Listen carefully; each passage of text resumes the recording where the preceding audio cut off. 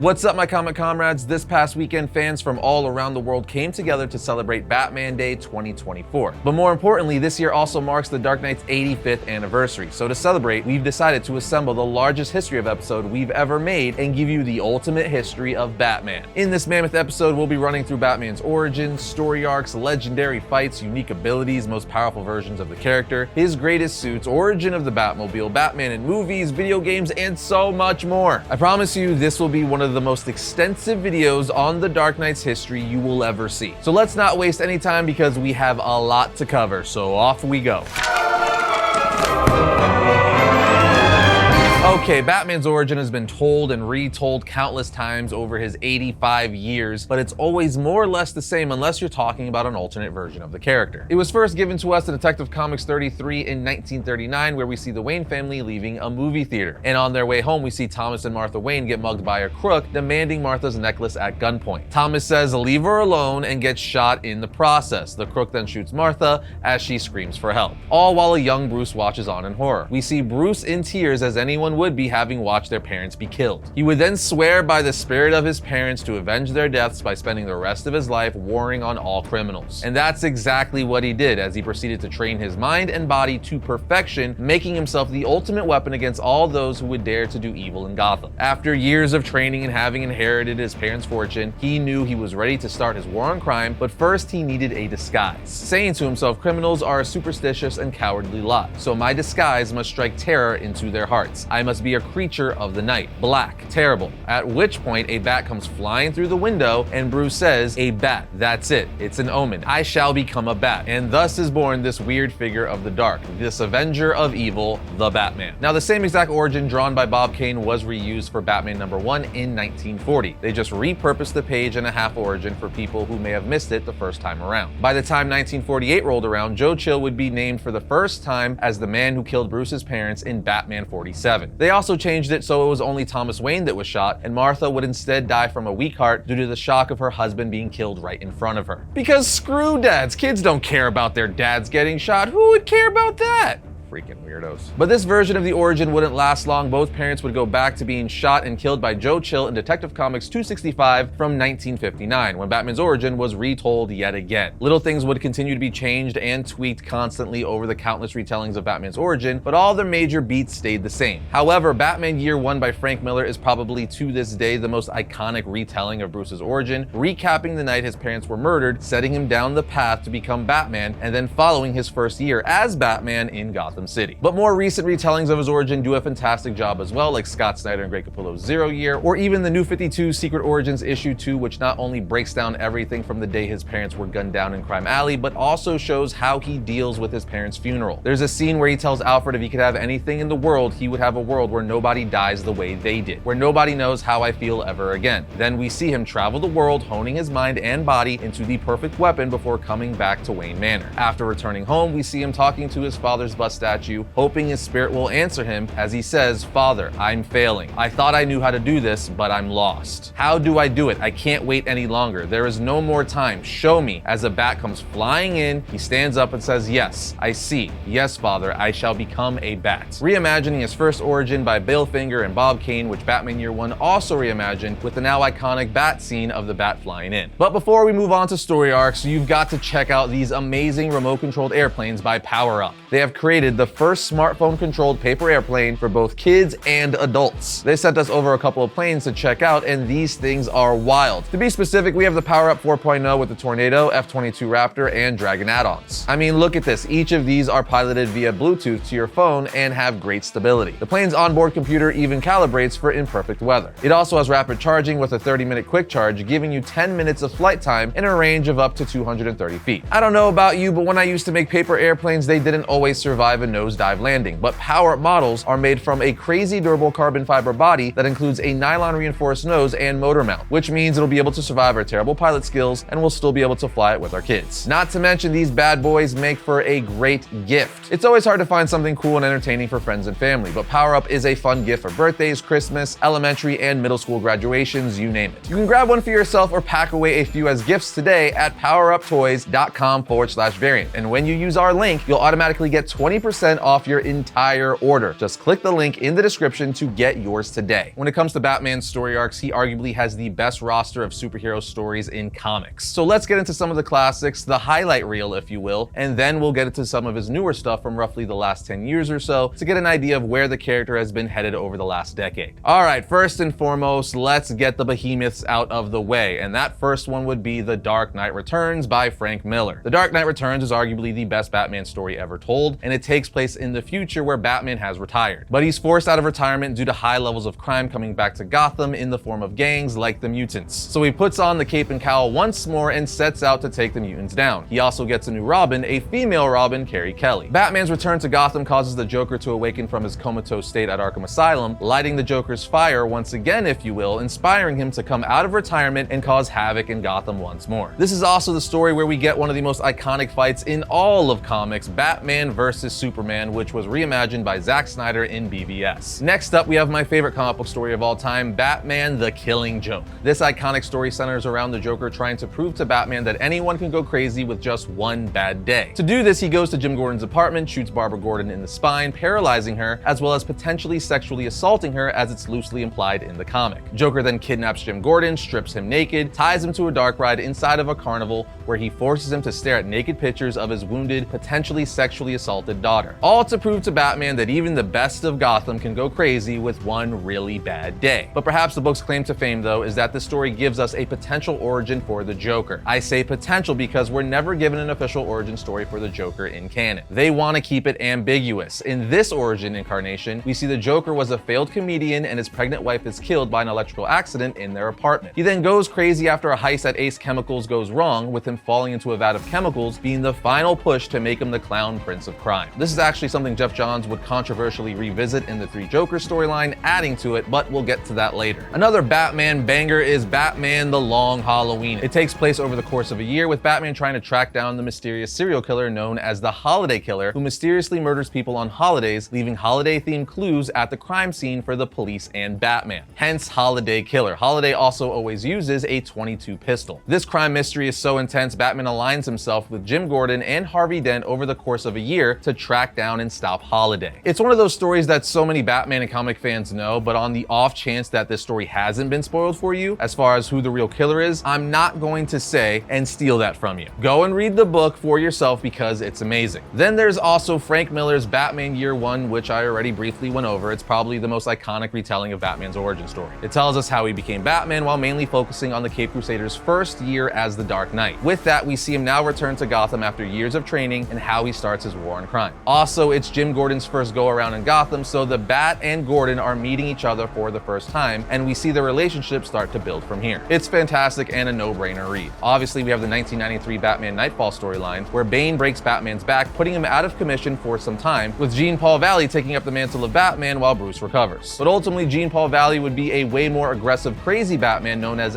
Bat, with Batman being forced to take the mantle back. There's also The Man Who Laughs from 2005. This is a fantastic reimagining and telling of Batman's first encounter with the Clown Prince of Crime. This story is basically the origin of Batman and Joker's rivalry, so we already know how the story is going to end, as this is going back in the past, but it was still amazing to see the start of Batman and Joker's feud. In fact, the story was just expanded upon and retold by Tom King in the Batman Brave and the Bold comic. We also have other classics like Batman Under the Red Hood, which reveals Jason has been resurrected via the Lazarus Pit and is now under the guise of the Red Hood. Next up, we have Batman Hush, a modern classic and one of the go-to Batman stories for anyone getting into the character. It shows Batman having to fight a new villain in Gotham named Hush while making his way through his classic rogues gallery, only to realize he has a super close connection to this new villain. Of course, we have JLA Tower of Babel, which reveals that Batman has a contingency plan to take down the entire Justice League if they ever went rogue. The League finds out about this and is extremely pissed that Batman has secret plans to kill them all if need be. We can literally go on for days, but we want to move on to some of his more recent stories from the last decade. So just over a decade ago, what really kicked off Batman for the modern era was the Court of Owls storyline in 2011. It was the first story for a relaunched Batman title as part of the publisher's wider reboot for DC Comics called The New 52. It was spearheaded by Scott Snyder and Greg Capullo. The story was brilliantly told and crafted, dealing with a mysterious secret society made up of the wealthiest and most influential people and families of Gotham City, and they're called the Court of Owls. In the story, we learn that they were always an urban legend and nursery rhyme told to kids as a bedtime story, but in the comic, Batman learns they're real. They've been hiding in the shadows, secretly controlling everything in Gotham for generations by manipulation, murder, and corruption to keep their power. And this is extremely shocking to Bruce, as he thought he knew everything about Gotham, as the Waynes are Gotham's family. Turns out he was very wrong, and the court is real. But what's even scarier is that the owl is the natural predator of the bat. It's a fantastic story and considered to be the best thing to come out of DC's New 52. Right after this, the same exact team, Snyder and Capullo, would give us another banger, Death of the Family, which dealt with the Joker cutting off his face to prove a point to Batman. By the end of the story, we learned he did this to show Batman that the Bat family is making him weak. He says, and I'm paraphrasing here, under their mask, they're just normal people. They're not like you and me. We don't wear masks. We are our masks. Beneath my grin is just more grin, and beneath your mask is something snouted and fanged. We are who we are through and through, saying the Bat family is not, and that's what's making him weak. Where the Joker makes him stronger as he's testing him, challenging him, making him better. It's a fantastic story and a must read. Yet another story from Scott Snyder and Capullo is the Dark Knight's Metal and Death Metal event. What can I say? They're the most prolific Batman creative team of the last decade. The Dark Knight's Metal event introduced to us one of the best Batman villains of all time, the Batman Who Laughs, an alternate version of Bruce who became a Jokerized version of Batman, aka the Batman Who Laughs. He's every bit of Batman that the prime Bruce Wayne Batman is, but with the Joker's mindset, making him one of the most threatening characters in the DC universe. But if this wasn't enough, the event also introduced us to the evil Justice League Batman variants, such as the Drowned, an evil Batman offshoot of Aquaman, the Devastator, an evil Batman offshoot of Doomsday, the Murder Machine, an evil Batman variant of Cyborg, the Dawnbreaker, an evil Batman variant of Green Lantern, the Merciless, an evil Batman variant of the God of War, and Red Death, an evil Batman variant of the Flash. Later, we would even get the Grim Knight, who is basically a Batman Punisher. But besides the story giving us a bunch of awesome evil alternate versions of Batman, it also expanded the mythos of Batman a lot, giving us Barbados, the Bat God. Barbados is a godlike being that was created by the World Forger to consume decayed universes. But if that's not crazy enough for you, Barbados claims to be the bat that Bruce Wayne saw fly through his window the night he became Batman. You know, like earlier in the origin segment when we went over Bruce asking his dad for a sign and a bat came flying through the window? Yeah, apparently that was Barbados purposely setting Bruce down the path to become the Dark Knight. All of this would eventually lead to the Batman Who Laughs ultimate plan of death metal, of taking over the universe as he sees fit by taking the brain of Dr. Manhattan and implanting it in his head, becoming the Darkest Knight. A god capable of taking on Perpetua, the mother of the multiverse. Of course, in the end, he is defeated by Batman and the Justice League, but it's a fantastic story. Moving on, we have the War of Jokes and Riddles. The story was written by Tom King and took place in Batman Volume 3, issues 25 through 32. The story takes place early on in Batman's career, giving us a never-before-told story of him versus the Joker and the Riddler. Essentially, the Joker and Riddler are warring on Gotham at the same exact time, hence the War of Jokes and Riddles. In any case, we find out that for some unknown reason, the Joker is no longer able to laugh, and considering he's the Joker, that's a bit of a problem. This sends him into an existential crisis of sorts, trying to figure out what the hell is going on. Simultaneously, the Riddler is yet again trying to prove his superior intelligence by using it to take over Gotham and defeat Batman. Things really get crazy when both the Riddler and Joker realize they cannot coexist in Gotham at the same time, with the Batman there to mess things up. Of course, this means they both want to be the one to take out Batman,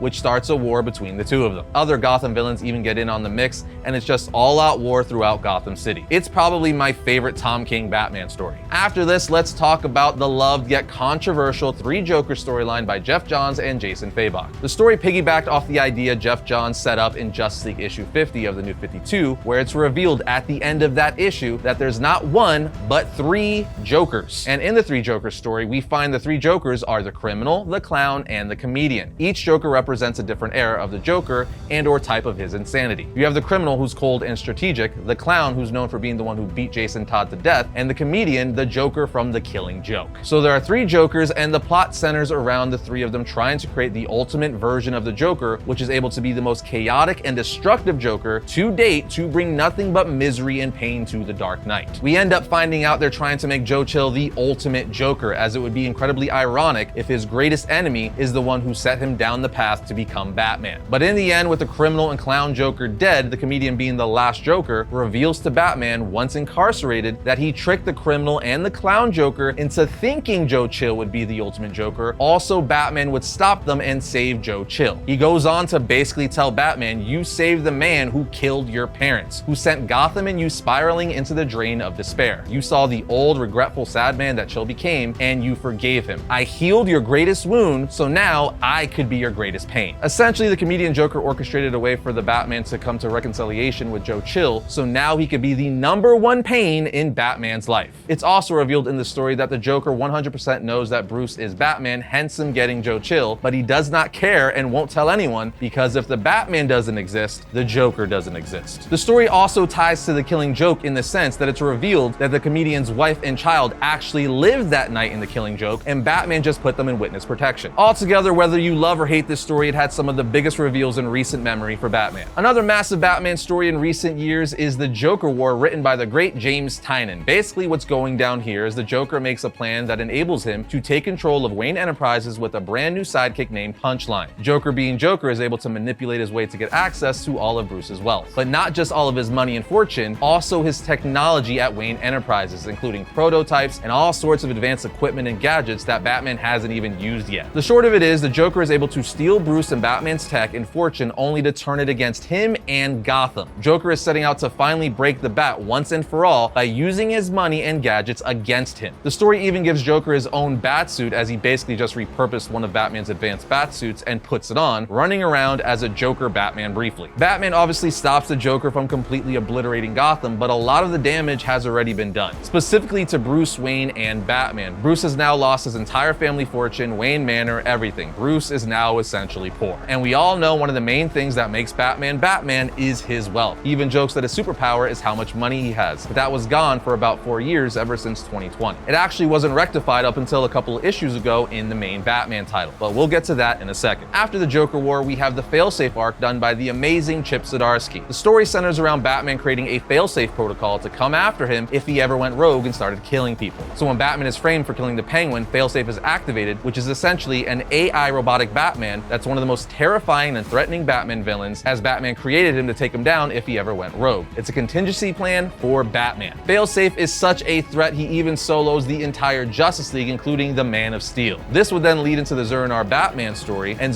Batman would eventually merge with Failsafe to create a Failsafe Batman to do the things in Gotham Batman has never been willing to do. But of course, in the end, Batman, realizing he is stronger with his Bat family, is able to defeat Failsafe Batman, after which he takes Zur's fortune, reclaiming his wealth. And from here, all of this kind of starts to transition into the Absolute Power event that's merging with the All in DC initiative and the Absolute Universe, all of which we're covering here on the channel separately, so be on the lookout for that. But throughout all the stories we've covered in this video, the one thing that you can't help but notice is that Batman has one of the deepest and most iconic rogues galleries in all of fiction. In fact, several of them, like the Joker, Riddler, and the Penguin, are so embedded into pop culture, even casual fans could tell you something about them. With that being the case, it wouldn't be the ultimate history of Batman without showing his enemies some love, so let's do that. Batman villains are among the most well-known in comics because most of them are complex and really well fleshed out. First up, of course, we have the Joker, Batman's arch enemy, the clown prince of crime, who is a psychopathic anarchist. He's quite literally obsessed with Batman and thrives on pushing Batman to his limits, thinking he's put on Earth to make Batman better in a sick, twisted way. He's the embodiment of chaos. Then we have Two-Face, once Gotham City District Attorney Harvey Dent, until he was permanently scarred with acid falling on one side of his body, which caused a psychological breakdown and the development of dual personalities. Two-Face is obsessed with fate and makes decisions based on the flip of a coin. Essentially, he's a representation of good and evil and lets fate decide which version of him is going to show up. There's Edward Nygma, aka the Riddler, who is one of the most brilliant minds and uses his genius to constantly try to outsmart Batman by leaving clues and riddles at his crime scenes, trying to prove his superior intellect. There's Catwoman, the acrobatic cat burglar who wins the heart of the Caped Crusader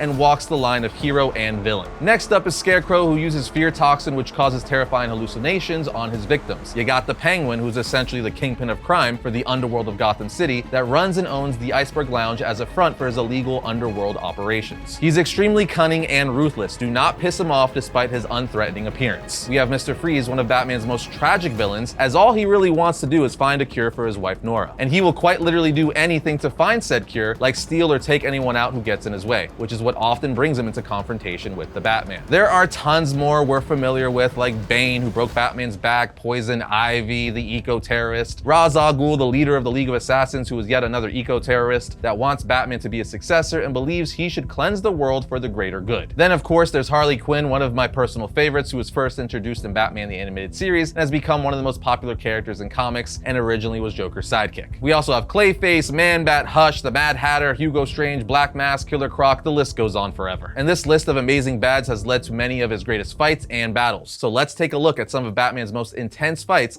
against members of his rogues gallery. Kicking off our list is the final Batman vs. Joker battle from Tim Burton's 1989 Batman film. I think all of us Batman fans can agree that the 89 Batman film is one of the most iconic contributions to Batman in all of his history. And it shouldn't be shocking that a fight scene from said film made our list. And the scene that made it is during the climax of the film, where Batman comes to his final confrontation with the Joker. Batman even starts off the fight reiterating the line Joker said to him earlier in the film, "Have you ever danced with the devil in the pale moonlight?" before punching the Joker across the face into a massive bell. Have you ever danced with the devil in the pale moonlight?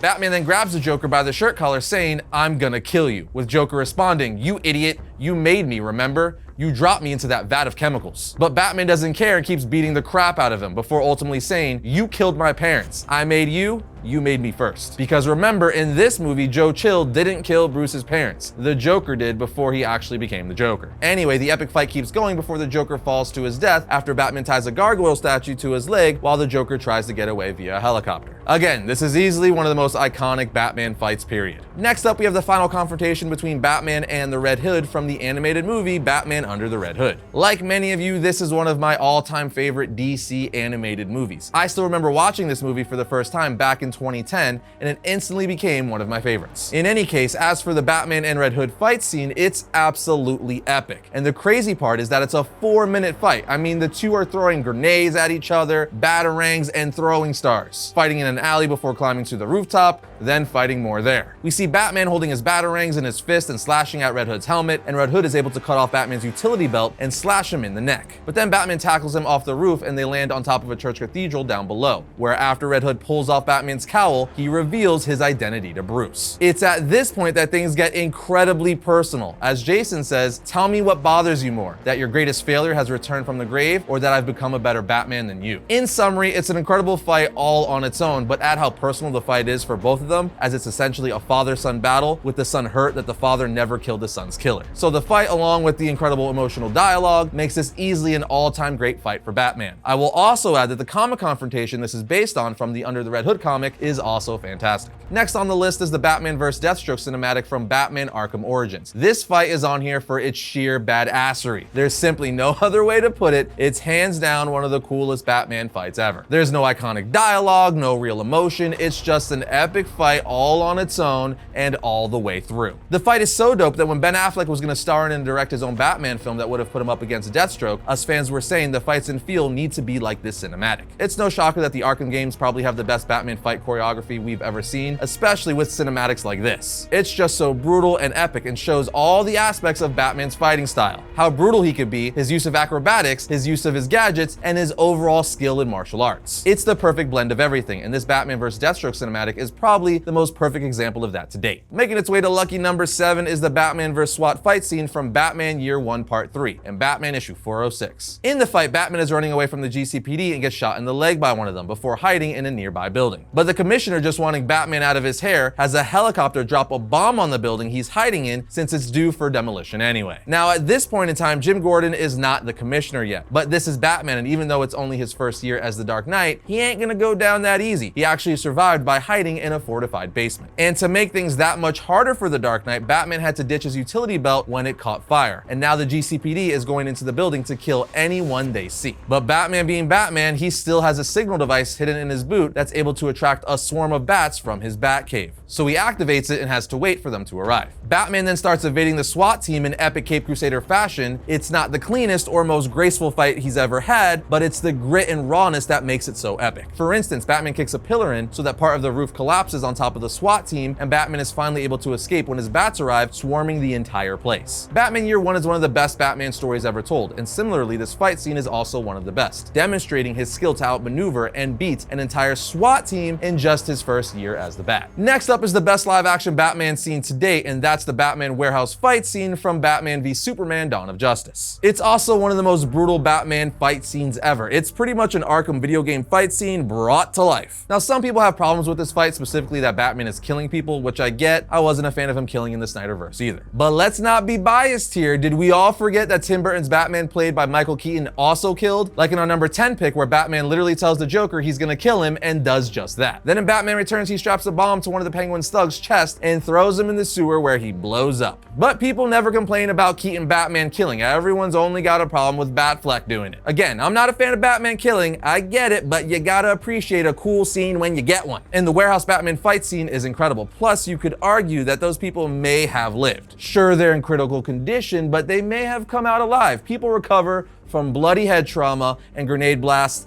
all the time. Horribly mangled, but alive nonetheless. The point is, this scene is fantastic as it gives us that fantastical, brutal Batman where we see him throwing batarangs into people, using his grapple gun to pull and launch people, breaking arms, punching someone headfirst into the ground, and taking shots to the head from point-blank range with no damage, then annihilating that person. I mean, we see him manhandling 4 thugs at once, and we see him rock bottom someone, people. Come on now. Again, I know people have a problem with this incredibly brutal Batman in this scene, but honestly, that's the reason why I love it so much. Coming in at number 5 is the final Batman vs. Joker fight scene at the end of Batman Mask of the Phantasm. Mask of the Phantasm is still easily my favorite Batman movie to date, whether we're talking live action or animated. Everything about it blew me away. I was completely captivated, and one of the things that captivated me was the awesome fight between the Joker and Batman towards the end of the movie, which took place in the movie's version of the 1964 New York World's Fair. This fight scene is just flawless in my personal opinion. I mean, you got Kevin Conroy Batman up against Mark Hamill Joker. Icon versus icon. The fight is everything you'd want from that epic Bruce Timm style animation. Kevin Conroy Batman, Mark Hamill Joker, Batman jumping on Joker's jetpack as he's about to get away, with the Joker saying, "You'll kill us both," and Batman responding, "Whatever it takes." The fight ends with Batman causing Joker to crash his jetpack, and Andrea, aka the Phantasm, showing up and capturing the Joker. Batman warning her that the place is wired to explode, but she just tells Batman, one way or another, it ends tonight. Goodbye, my love. As her and the Joker seemingly die in the ensuing explosion. So not only is the fight itself between Batman and the Joker incredibly epic, the emotion at the end with the Joker dying by the hands of Bruce's former love, Andrea, who sacrifices herself to seemingly kill the Joker,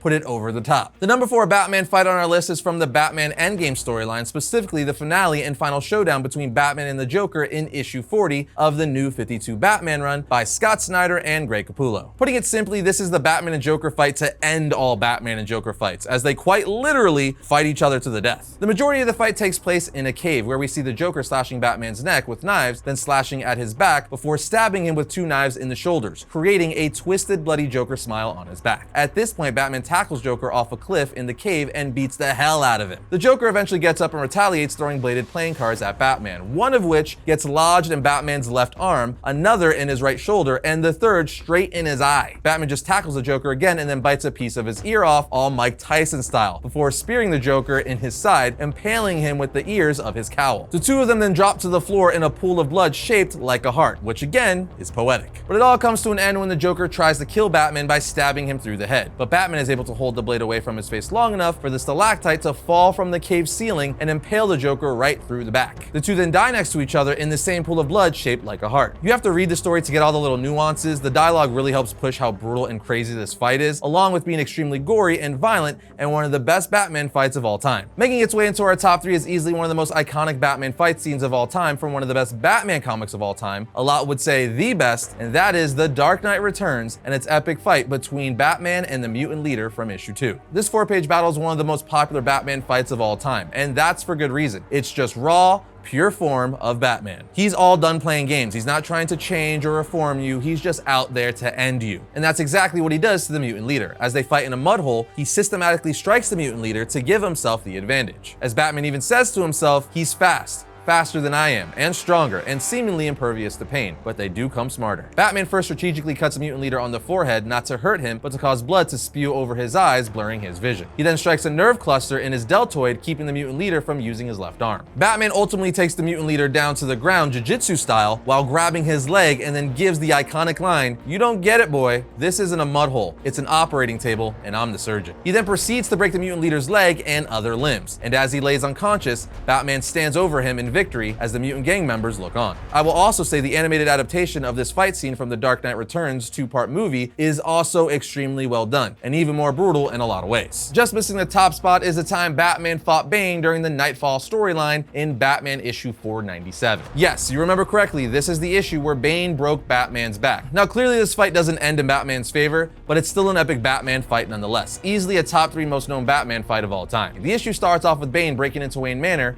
and challenging Batman/Bruce Wayne to a fight. The Cape Crusader obliges, and the two start going at it for the rest of the issue. That's right, this fight lasts for 17 pages. It's insane. The fight starts upstairs in Wayne Manor, but eventually Bane throws Batman into the grandfather clock that opens the door to the Batcave before he rams Batman through the door to the Batcave, and they tumble down the stairs and end up fighting in the Batcave. I'm not gonna front, Batman gets some good shots in, but for the most part, he's getting manhandled by Bane during this fight, being punched and thrown and beaten all around the cave. Bane even backhands his face all before saying, "I am Bane, and I could kill you, but death would only end your agony and silence your shame. Instead, I will simply break you," as he lifts Batman over his head and smashes him over his knee, breaking Batman's back. He then walks away saying, "Broken and done," leaving Batman there broken. Like I said a minute ago, Batman gets manhandled in this fight, he loses, and it ends with him getting his back broken and someone else having to take over the mantle of Batman for a while. But it's still one of the best and rightfully most well-known Batman fights of all time, and really shows how Bane is easily one of Batman's greatest adversaries. And making its way to the #1 spot is yet another from The Dark Knight Returns, and of course that would be when Batman squares off against Superman at the end of the story. I would go as far as saying not only is this one of the best Batman fights of all time, it's one of the best comic book fights of all time. I mean, there's a reason this particular fight always gets brought up when you're talking about either Batman or Superman. It's a classic, it's loved, it's iconic, it's all of the above. And I think a big reason for that is because we got to see two of the most popular characters in DC square off against one another. And the fun part is they're complete opposites. One is a human with no superpowers, and the other is essentially a god. So how does a mere mortal fight a god? Well, Frank Miller showed us how in this fight. We see him don his epic and now classic armored suit to fight the Man of Steel, using nothing but his wit and technology at his disposal to fend off Krypton's last son. And I gotta say, Superman does a great number on Batman until the Dark Knight has Oliver Queen shoot a kryptonite arrow at Superman, weakening him enough to give Batman an edge. At which point, Batman starts beating the ever-loving crap out of Superman while giving his now famous speech, "I want you to remember, Clark, in all your years to come,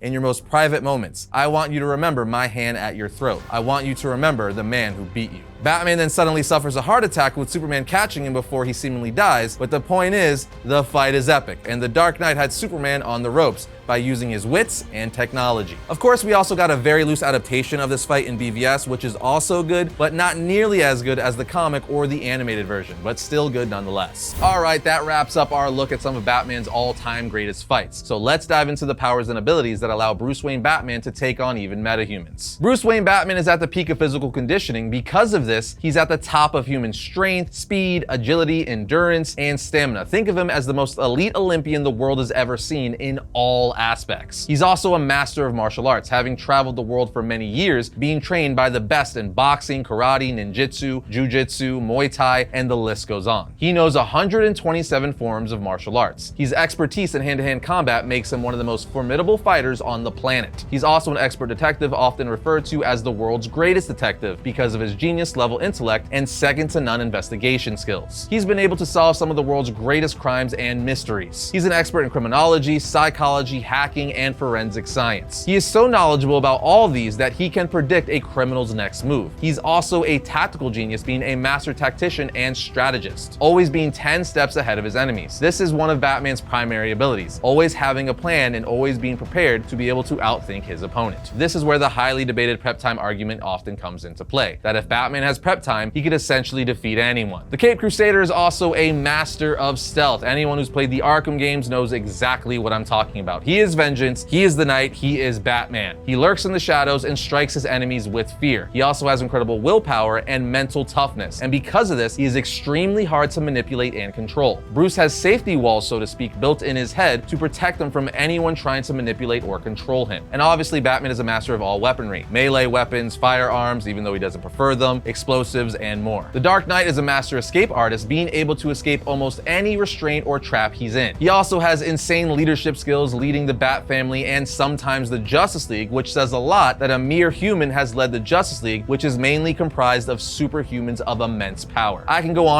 but I think everyone gets the idea. Batman is a real problem, and you don't want to have to go up against him. But here's a little factoid. Batman is actually considered a metahuman by the US government. We found this out in issue 22 of the Suicide Squad from the 2016 series. On the last page of the issue, we see Amanda Waller tell the Suicide Squad, "We have a new mission, trial run. You will apprehend two initial meta targets, both criminals in their own way, Batman and Killer Frost, and you will put them both behind bars." So Amanda Waller straight up referred to Batman as one of the two metahumans. Now, Batman isn't really a metahuman in the sense that he has had actual superpowers secretly all these years, but Amanda Waller and the government refer to him as such because, let's be honest, they don't know any better. The things this guy is capable of doing make no sense. So it's safe to say they naturally assume he's a metahuman. He's just that good. This statement actually shook up the fandom quite a bit and caused a lot of controversy. There's even speculation that since the Joker and Batman have nth metal in their blood, being healed by it, as revealed in the metal event, that there's potential for Batman to be a meta, as it could have granted him some superpowers. This is something the Joker even alluded to in the end of the Dark Days, the casting one-shot from the metal event. But longtime Batman writer Scott Snyder has even gone on social media saying Batman is not a metahuman. He may gain certain powers for special stories, but he is not inherently meta. So do what you wish with that information. Now, we know Batman has some of the best gadgets and vehicles in all of fiction. I'm talking about his grappling gun, batarangs, EMPs, cloaking device, antitoxins, smoke bombs, shock gauntlets, Batmobile, Batcycle, Batboat, Batwing.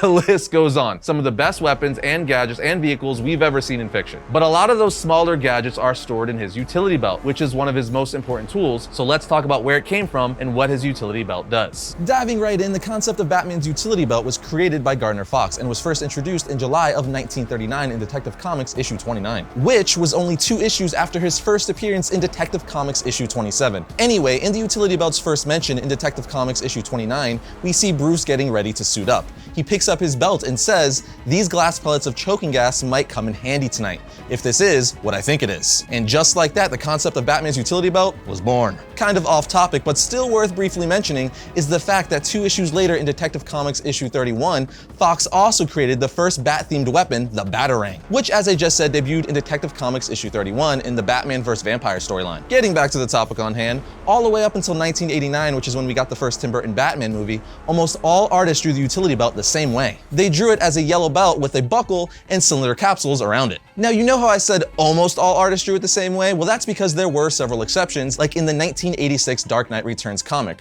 where writer-artist Frank Miller drew the utility belt with military-style pouches that went all the way around the belt, and with seemingly no belt buckle. Then, in 1987, in Batman Year One, artist David Mazzucchelli continued the pouch theme with his own twist and style. Several artists for several different stories would go on to use the military pouch theme after this, and by the early 2000s, the pouches became the modern standard for how Batman's utility belt was portrayed in comics and basically all forms of media, including in Batman v Superman: Dawn of Justice. But with all that said, the Adam West Batman from the '66 Batman TV series did have the pouches on his belt, and not the capsules. So maybe that's what really started it all, but who knows? What we do know for fact is that Batman's utility belt is one of his most important tools for fighting crime, as it houses like 90% of all his gadgets. Each of the pouches or cylinders on Batman's belt contains a massive array of different tools that are crucial to Batman's pursuit of justice, both on the streets of Gotham or even in the Justice League Watchtower fighting an alien invasion. Every single pouch or cylinder on his belt is interchangeable with one another. And of course, through the years, Batman has modified what he carries in his belt. Batman is constantly changing what he carries in his belt to accommodate different situations or opponents he might be facing. And of course, not anyone could just open his utility belt. That just wouldn't be safe, nor very Batman-like.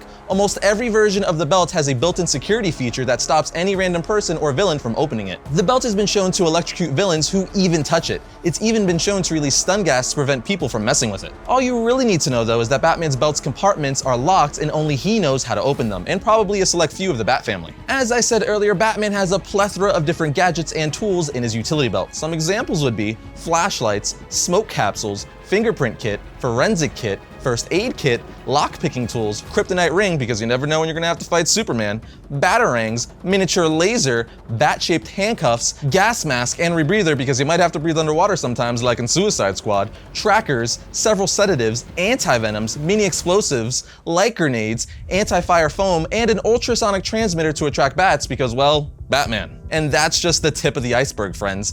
Basically, whatever the story needs Batman to have, he can have it in or on his belt. But just like that, my comic conrads, you now know more about one of the most important items that Batman has, his utility belt. Another incredibly important weapon in Batman's arsenal that has essentially become a character in its own right, or at least inseparable from Batman himself, is the Batmobile. So let's dive into the origin of Batman's whip. The Batmobile is easily one of the most popular cars in all of fiction. But that says a lot considering you have other popular cars in fiction like the Ecto-1 from Ghostbusters, the DeLorean from Back to the Future, and Kit from Knight Rider, just to name a few. With that said, from the jump in Batman's first appearance in Detective Comics issue 27, he was driving a red sedan to get places. But at first, it wasn't a badass vehicle, nor was it even called the Batmobile. It was just a red sedan that he drove to get from place to place across Gotham. In fact, it would take over half a year for Batman's car to officially be called the Batmobile, which happened in Detective Comics issue 48. While talking about Batman and Robin, the panels read as follows inside of Detective Comics issue 48. They ascend stairs and slide away a panel that leads into a seemingly old deserted barn. There's a quiet purr of a supercharged motor. The Batmobile flashes through the streets with bullet speed as Batman and Robin charge out of the barn in the Batmobile. And what's crazy is that in the Batmobile's first official appearance, it was still a red car. But at least now it was a red supercharged car, but it still just looked like a normal sports car of the 1940s. Like many of Batman's staples, the idea of dubbing Batman's car the Batmobile came from Batman co-creator Bill Finger, which isn't shocking as Finger is responsible for Batman's secret identity Bruce Wayne, and he's also the reason why he's a detective. Almost every major attribute Batman has came from Bill Finger. If you haven't already, you guys have to watch the documentary Batman and Bill. It's really enlightening and just all around awesome. Anyway, in the early 1940s, the Batmobile would take a huge leap forward. In early Batman issues, the Batmobile actually now had bat motifs like the Batmobiles of today. It was black and stealthy and had a huge Batwing spoiler coming off the top of it, as well as having a big bat head on the front of it. So though not technically the first Batmobile, this is the first Batmobile in the way we think of it today. A badass sports car that resembles a bat in one way or another. Now the Batmobile would more or less keep this design through the 1940s. Artistic spraying would add little changes like giving it red racing stripes as seen on the iconic Batman 20 cover. Literally issue 19 of Batman, the issue before, the Batmobile was still all black. You could also credit that Sprang's cover from Batman 20 gave inspiration to the now iconic 66 Adam West Batmobile, which also has red accent lines. Once the 1950s came is when we would get the next major change for the Batmobile in Detective Comics issue 156. In this issue, the Batmobile got into a wreck. When two thugs Batman and Robin were chasing down blew up the bridge Batman and Robin were on. Not only was the Batmobile destroyed in this explosion, but Batman also broke his leg, so Batman and Robin were forced to rebuild the Batmobile. The two of them literally came up with blueprints for the new Batmobile while Batman was still in bed at the hospital. Batman then tells Robin while looking at the blueprints, he made space for a built-in crime lab, complete with everything necessary for making tests on the run, to which Robin replies, "I could hardly wait to try it." On the next panel, we see Batman recovering at home in the Batcave while Robin is working on the new Batmobile. He says those rocket tubes in the fenders will give us bursts of tremendous speed for short distances. We then see that they're adding radar antenna, but Robin says it's tricky to install, to which Batman says it's gonna be worth the trouble if ever we have to navigate in the dark without lights. Then a few pages later, Batman still on crutches mind you reveals the new Batmobile to Robin, to which Robin says, "Oh boy, it's finished. What a beauty." And Batman replies, "It's 10 years ahead of anything else on wheels, fella. How about a trial spin?" The new Batmobile looked more or less the same as the previous version, except it was a little longer and a little wider, and it had a big headlight on the top of it. The main changes came internally as far as what it's capable of now, with all the added upgrades like the rocket boosters, built-in radar, crime lab, and so on. Now I realize that a lot of these upgrades in 2020 seem dumb or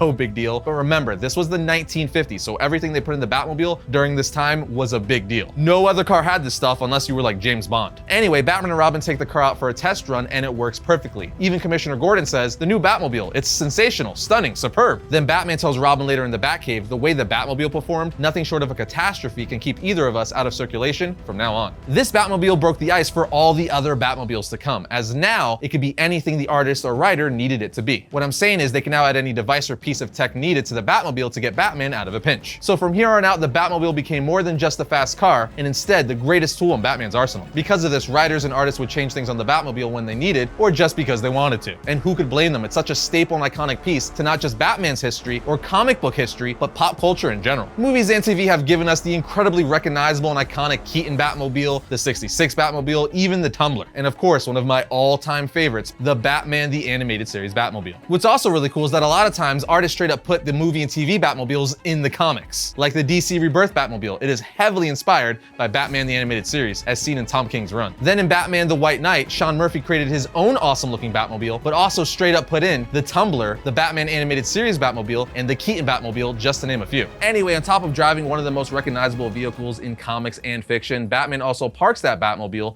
in one of the coolest and most well-known layers in comics, the Batcave. The Batcave first appeared in the 1943 The Batman film serial. It was produced by Columbia Pictures and serves as one of the first adaptations outside of comics. It's also the live-action debut for Batman, Robin, Alfred, and Linda Page. But besides that, it introduces two mainstays to the Batman mythos. One, the depiction of Alfred as a slim butler sporting a thin mustache instead of the heftier clean-shave version we saw previously in issues like Batman issue 16. The other mainstay it introduced to Batman's mythos is what we're talking about today, the Batcave, referred to as the Bat's Cave in the film serial. Come along, fella. You're going with us to the Bat's Cave. We see Batman and Robin use the Batcave hidden beneath Wayne Manor, which is accessible via a hidden entrance. Anyway, the first time we see Batman in the serial, he's sitting at a desk in the Bat's Cave. So it's actually kind of crazy that the Batcave was introduced to us in this show and not the actual comic books. But it was such a good idea they brought it into the comic books, and the rest was history. Nonetheless, as for when the Batcave made its first appearance in comics, that would be Detective Comics issue 83 in 1944. In issue 83, Batman and Robin hear an alarm from the Batcave, saying someone must be down there. So Bruce says, let's go. The comic then tells us a secret stairway leads to the Batcave, subterranean shelter for the Batmobile, the Batplane, crime lab, and other crime-fighting tools for the Batman. While the Batcave is almost never depicted the same way twice in comics, TV, movies, and even video games, generally speaking, it always has at least several levels of caverns and chambers. However, the first time it was really broken down for us was in Batman issue 48, with the cover saying, in this issue, exposing the 1,000 secrets of the Batcave. This issue gives us the first real look at how the Batcave is laid out. We see that directly under Wayne Manor, there are spiral stairs that lead down into the Batcave. In the first two rooms, Batman has access to the secret laboratory and the trophy room where he has displayed a giant penny and an animatronic T-Rex. But more on that later. After the trophy room, we have the garage that houses his Batmobile and Batplane. Then next to that, there's a winch chain to pull the Batplane up into an incline so he could take off through the old disguised barn. And beyond the winch, there's a natural grotto. Very basic compared to the future layouts we would get of the Batcave, like this one we got from 1995, drawn by Dick Sprang, titled Secrets of the Batcave, which is absolutely gorgeous and classic, and one day I hope to own a print of it and hang it in my office. But nonetheless, the layout from Batman 48 is still huge and effective. Now again, Batman 48 from 1948 was our first real look at the layout of the Batcave. But just 2 years later, in Batman issue 158 from 1950, we got another cool look at the Batcave and the start of one of the Trinity of Trophies, as I like to call them, appearing in the Batcave. In Batman 48, we see in the trophy room there's a large animatronic T-Rex and a giant penny. Two of the most iconic things in the Batcave. The third one being the huge Joker card. Hence, the Trinity of Trophies, as I've dubbed them. But the animatronic dinosaur and giant penny are definitely top two, with the giant Joker card coming in third, as it was added later on. But that is neither here nor there. In issue 48, we see the animatronic dinosaur is a T-Rex. Then in Batman issue 148 from 1950, we see it's a Brontosaurus. The cool thing about this is that these animatronic dinosaurs actually came from a real case that happened to Batman in the comic books. Batman actually fought these animatronic dinosaurs in Batman issue 35 from 1946. And after him and the Boy Wonder defeated them, he clearly kept a few of them to display them as trophies in his cave. With that said, clearly he favors displaying the T-Rex, as that's the one that's always been depicted for the last several decades. Similarly to that, the gigantic penny came from another one of Batman's battles when he was fighting a pretty much forgotten villain called the Penny Plunderer in World's Finest Comics issue 30 from 1947. Essentially, he was a villain who used pennies during his crimes. It's kind of cheesy and weird, hence me saying pretty much forgotten villain. Once he defeated him, he decided to display the gigantic penny in his Batcave, because I mean, if I had the room, I'd want to display a gigantic penny. And rounding out the Trinity is the giant Joker playing card. The card originally belonged to the Joker, and he displayed it in his lair, first appearing in Detective Comics 114 on the second page of the issue in the second to last panel. And after one of the many times Batman defeated the Joker, he decided to take this gigantic playing card and display it in the Batcave's trophy room. Now, once 1985 rolled around, we got another layout / look at the Batcave in the definitive directory of the DC Universe issue 2. We see in this rendition of the Batcave, there are 3 levels, one above ground with the Batcopter and Batplane hidden inside of a mountain near Wayne Manor, and 2 lower levels beneath Wayne Manor. We see there's also 2 elevator shafts, one running from Wayne Manor into the top level and lower level of the Batcave, and one that runs from the mountain to the top and lower levels. We see all the things we've become accustomed to in the Batcave, like the crime lab, garage / repair shop, Batmobile launch ramp. Then in the lower level, we got the computerized room and workshop, as well as a trophy room right next to it that has the trinity of trophies, the gigantic Penny, the animatronic T-Rex, and the gigantic Joker playing card. And then last but not least, we have the Batboat in the underground stream. We would then see another rendition of the Batcave from Who's Who in the DC Universe issue 13 from 1991,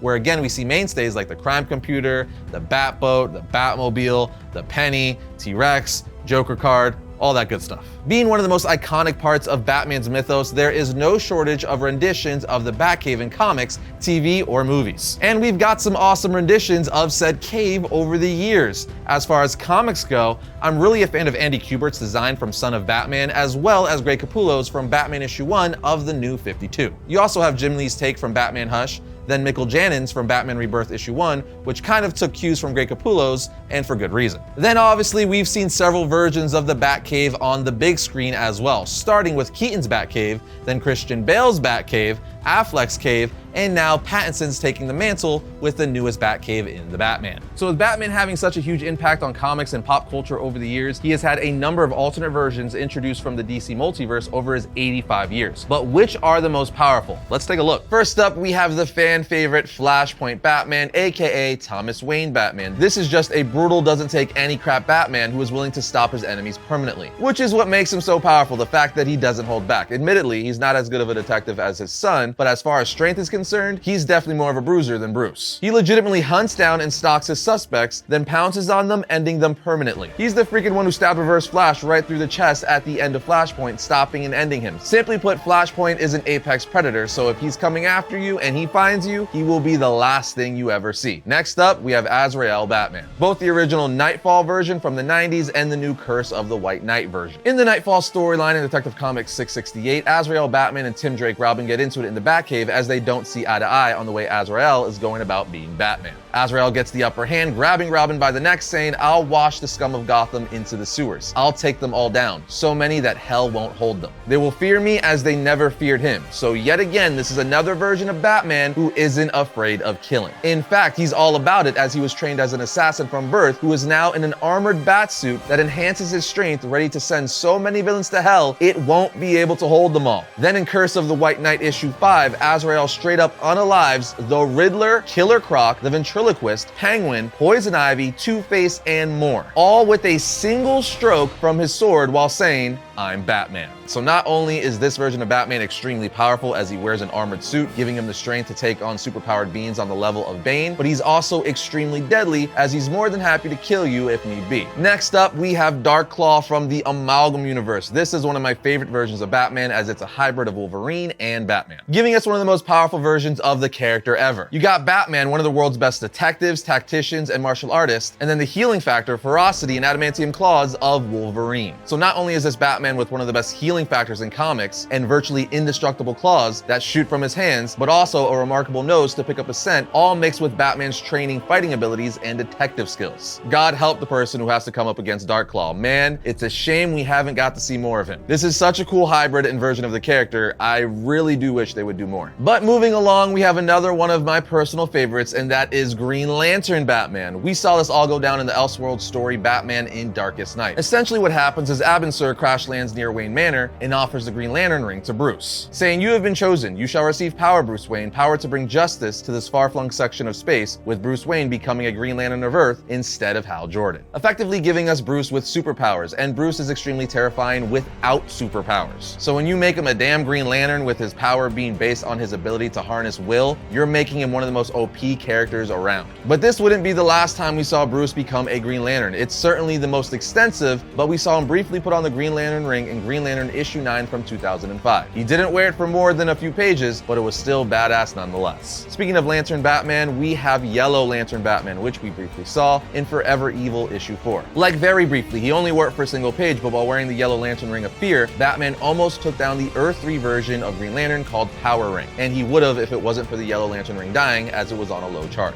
But you know what? Let's stick with the lanterns, because Batman has been a lot of different lanterns. Next up, we have Black Lantern Lantern Batman. Now, this version of Batman isn't necessarily Bruce Wayne. It was a clone created by Darkseid, but nonetheless, Necron took control of it and we got Black Lantern Batman. This is easily one of the most terrifying versions of the Dark Knight because, as we know, the Black Lanterns are all dead. They're all about death. This is what makes them so powerful. They use the power of death to go after their opponents. They literally recharge their rings by harvesting their opponent's hearts, and they retain all the powers of the corpse they're animating, in this case, Batman. So you got essentially a zombie Batman that can manipulate its target's emotions until it's able to harvest their hearts to make them even stronger. And much like every other Black Lantern, Batman makes energy constructs. He's also able to regenerate lost limbs and, of course, reanimate the dead. I'd say that's a powerful version of the Dark Knight, but it's not over because we got another Lantern version of Batman, and that is White Lantern Batman. Where there's death, there is also life, and White Lantern Batman is the combination of all the Lantern cores, giving him the power of life wielding the white light. Batman became an incredible cosmic power, able to resurrect people from the dead and even entire civilizations. He would use this to take on and defeat the Black Lanterns. This version of the Dark Knight is pretty much god level. Next up, we have DC 1 Million Batman. Everyone's always talking about DC 1 Million Superman, and that's the strongest version of the character ever, but people rarely ever talk about DC 1 Million Batman, who is also a beast. Due to DC 1 Million existing in the 853rd century, Batman has access to all of that century's technology, making him by far the most advanced version of Batman. Also, because it's in the future, people are able to process more information thanks to neocortex structures, making DC 1 Million Batman way more intelligent and strategic than his normal counterpart. And lastly, DC 1 Million Batman possesses telepathy. That's right,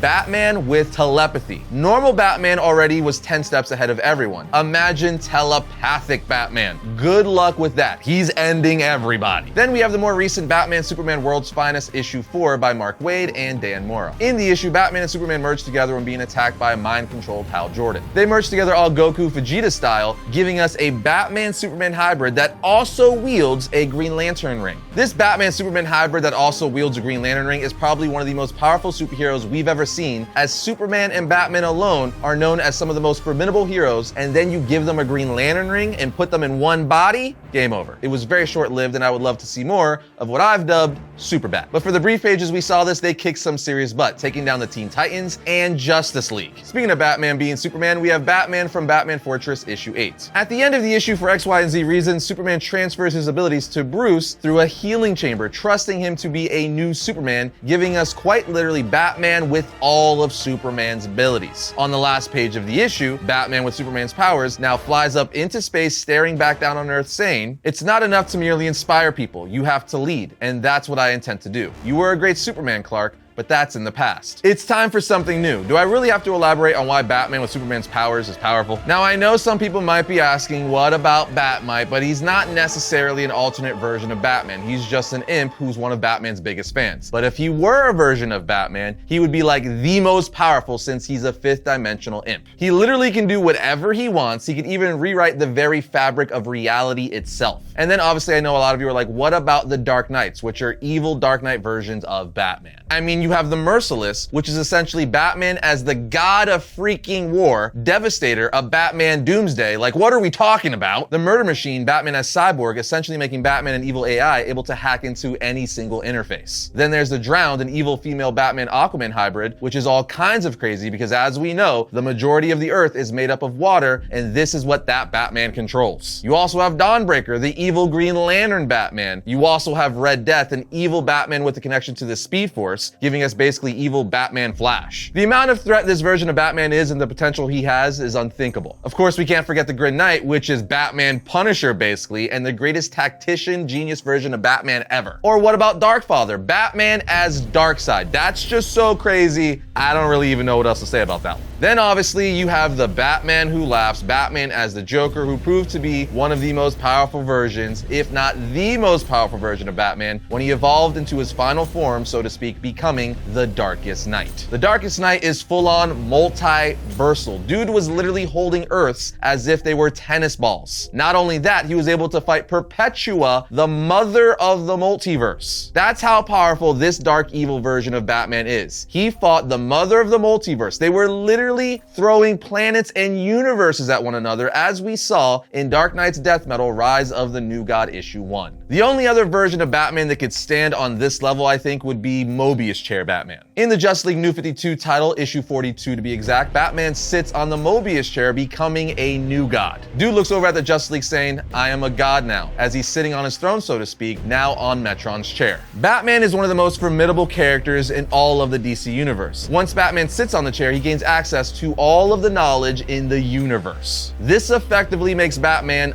unstoppable. Not only that, the Mobius chair allows Batman to teleport in and out of any part of the universe in an instant. Essentially, Batman with all the knowledge of the universe is the most powerful and dangerous version of Batman ever, because he has the knowledge to outsmart anyone in DC to take them down. On top of, you know, being a literal god. And lastly, of course, we have to mention Batman Beyond. This is the future version of Batman with all kinds of upgraded tech given to him by Bruce Wayne, because this version of Batman is not Bruce Wayne, he's Terry McGinnis. Anyway, since this is the future version of Batman, his suit gives him incredible power upgrades, super strength, flight ability, all kinds of things that Batman only wish he could have in his prime. Simply put, Batman Beyond has access to highly evolved technology, which makes him extremely formidable. Now, while he's not nearly on par with, let's say, the Darkest Knight or Mobius Chair Batman, he's still extremely powerful and probably the most threatening ground level Batman, if that makes any sense. But there you have it, friends, our lineup of the most powerful versions of Batman to appear in comics. With all the many different versions of the Dark Knight we've gotten over the years, we have also gotten to see a ton of different takes on the Batsuit, and we're gonna highlight our favorites as of now. First up, we gotta start with probably my favorite comic book Batsuit look for the Dark Knight, and that is Jim Lee Hush Batman. This is a fan favorite for basically every Batman and comic fan, and that's because it's pretty much perfection. This put a whole new spin on the classic blue and gray Batsuit. We're all familiar with the classic blue and gray Batsuit with yellow oval bat symbol, which we'll talk about later. But this was a modern spin on that, giving us the blue and gray suit with a black bat symbol on the chest. I know a lot of people always prefer Batman to be in black and gray, as black is obviously more stealth, and that's what Batman is all about, but this blue and gray Hush suit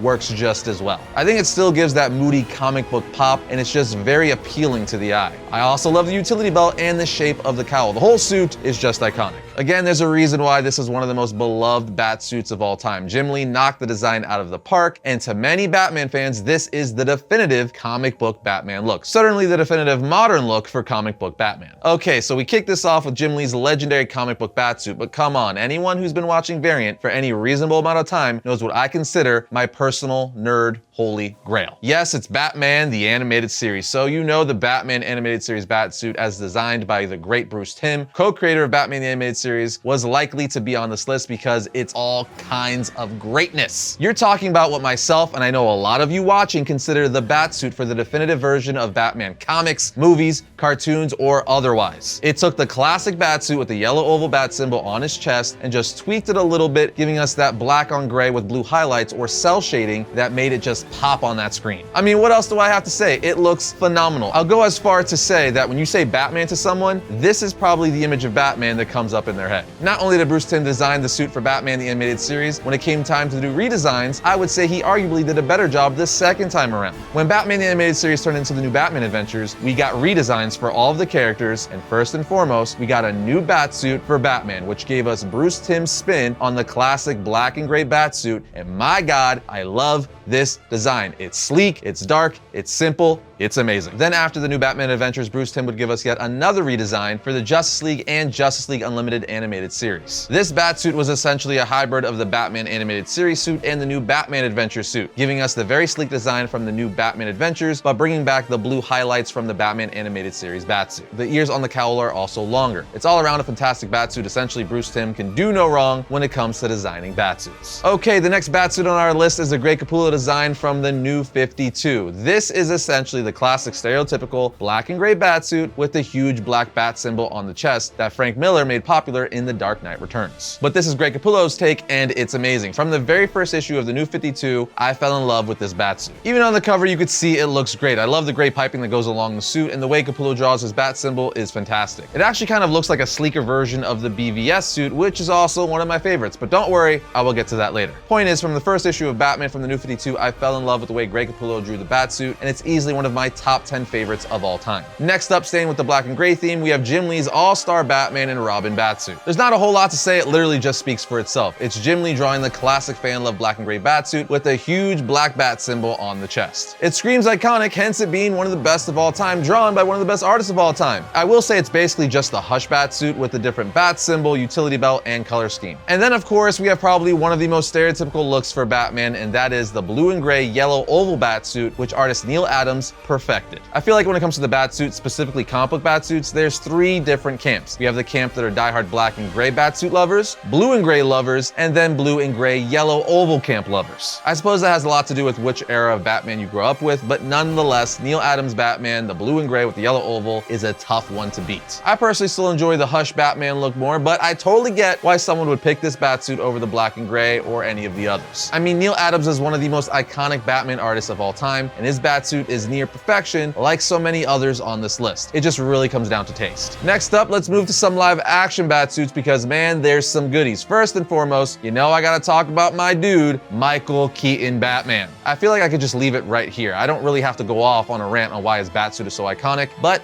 I will anyway. First and foremost, this is the first blockbuster live-action Batsuit for Batman's first major motion picture from Tim Burton's 1989 Batman. I don't want to hear anyone talking about the 66 Batman movie. There's always those people who are like, the 66 Batman movie was first. Different level. Apples and oranges. In any case, Keaton originally had two versions of the suit, the 89 version and the Batman Returns version, which slightly updated and modified the previous one. Either way, they're both part of movie and pop culture history. You'd be hard-pressed to find anyone who's not familiar or doesn't just flat out like his Batsuit. It's also worth noting that Keaton just got a third Batsuit, but I didn't really like it all that much. The modifications were just so we're leaving it out. Now, with that said, I've been very vocal that I'm tired of live-action Batman just having all black suits. He doesn't even have black suits in the comic books. But the reason why most live-action Batman have all black suits is because of Michael Keaton's Batsuit and how well it worked for his first two films, or even in his most recent appearance in The Flash. So he gets a pass because he started it all, and it's literally his look. Bale and Pattinson Batman, they're just copying Keaton vibes, you know what I'm saying? They want to be Keaton. They wish they could be Keaton. But now we got to get to the best live-action Batsuit hands down, and one of the best designs for a Batsuit period, which of course is Ben Affleck Batman's Batsuit, specifically his BVS suit. This suit is so damn awesome it hurts my feelings. It's essentially the Dark Knight Returns Batsuit, just live action. It's beefy, intimidating, the texture is great. It's the first time we got the comic accurate suit with the black and gray. Everything about this damn suit is great. The cowl, the short ears, utility belt, all of it. I would say there might not ever be a better one for live action. Yeah, your move, James Gunn. Your move. But even though the BVS suit is top tier live action suits, the Justice League suit is a close second. For the Justice League suit, they changed the cowl and added armored plate pieces on the suit, trying to make it a little more sleek. We also have the Nightmare Batsuit, which is just Batman in freaking military cargo pants with a trench coat and a machine gun. Come on, that's an instant classic, and we didn't even see it that much in the film. We also have the Batman Begins Batsuit. I thought Christopher Nolan's first go around with Batman's suit was infinitely better than the one we got for the Dark Knight and Dark Knight Rises. I would actually go as far to say I don't really like the Dark Knight and Dark Knight Rises Batsuit that much. I was never a fan of all the armored plating look in individual sections. Big reason why I'm also not a big fan of the Batman Arkham Knight Batsuit either. However, I think the Batman Begins Batsuit looks awesome. I dig the cape, the cowl, and pretty much all of it. I wish they stayed along these lines as the trilogy continued. Oh, you know what? I would say Val Kilmer's Batman Forever main Batsuit is better than the Dark Knight and Dark Knight Rises Batsuit. I'm just not a fan of the Dark Knight suit, but Val Kilmer's main Batsuit was basically just a modified version of Keaton's, which, as you know, I love, and I'm sure many of you do too. Now, let's go back to comic books because, of course, I gotta mention the Dark Knight Returns Batsuit from Frank Miller, specifically his black and gray one. This served as inspiration for the BVS Batsuit, and that's because Frank Miller's big, thick, brooding take on Batman and his Batsuit is all kinds of awesome. The Dark Knight Returns is known as one of the best Batman stories of all time, and this Batsuit, both the black and gray and blue and gray Batsuits he wears in the series, are staples to the character. Everyone is pretty much familiar with these suits and they're similar to ones we already mentioned, so let's move on to Batman Beyond. Batman Beyond is the Batman of the future and a good chunk of fandom's favorite version of Batman, and his Batsuit is badass. The red and black color scheme is always a win. It works so well for this future version of Batman. He's also got red retractable wings as part of his suit, and one of the coolest, most unique parts of it is the fact that the suit covers Batman's mouth. There's still an opening for him to talk, but no longer do you see the flesh of his face. It's just a simple all black design, literally, as Batman's entire face is now covered, with a huge huge red bat now on the chest. But do you know what else is one of the greatest Batsuits of all time? Lee Bermejo's Batsuit. This suit is yet another fan favorite, and that's for good reason. It's so distinct, as soon as you see it, you know exactly who drew it. It's one of those designs that is instantly linked back to the artist who created it. I just really dig the realistic vibe it has while still maintaining all the elements we love of the comic book Batman Batsuit. Keeping the gray and black color scheme, but incorporating realistic leather straps, buckles, fabric texture, Kevlar padding, and so on. Then you add the distinct shape and look of the cowl that almost looks alien in sculpt, and you have another one of the best Batsuits. And rounding out our list of the greatest Batsuits of all time, we have the Arkham City and Arkham Origins Batsuits. The Arkham City Batsuit, I would say, has become one of the most beloved looks for the Dark Knight ever. He's got those super long ears, the big black bat on the chest, and those massive thick gauntlets on his forearms. It's essentially the final form version of the Arkham Asylum suit, just upgrading all the greatness of that suit. As I mentioned earlier, I'm not the biggest fan of the Arkham Knight suit. I don't hate it, I just think it's too busy, and I'm not the biggest fan of armored plating for Batman, especially when it's all over the dang Batsuit. But in any case, I think most of you will agree it's all about the Arkham City suit, followed by one that I will say rivals the Arkham City suit, and that is the Arkham Origins suit. This is what I think armored plating done right looks like, where you can see there's clearly armored plating on his shoulders and chest and stuff, but it still incorporates a lot of fabric and streamlined solid sections. Actually, you know what? I think I like the Origins suit more than the City suit. Yeah, I said it. Arkham City is great, but I think I'm digging the Origins one better.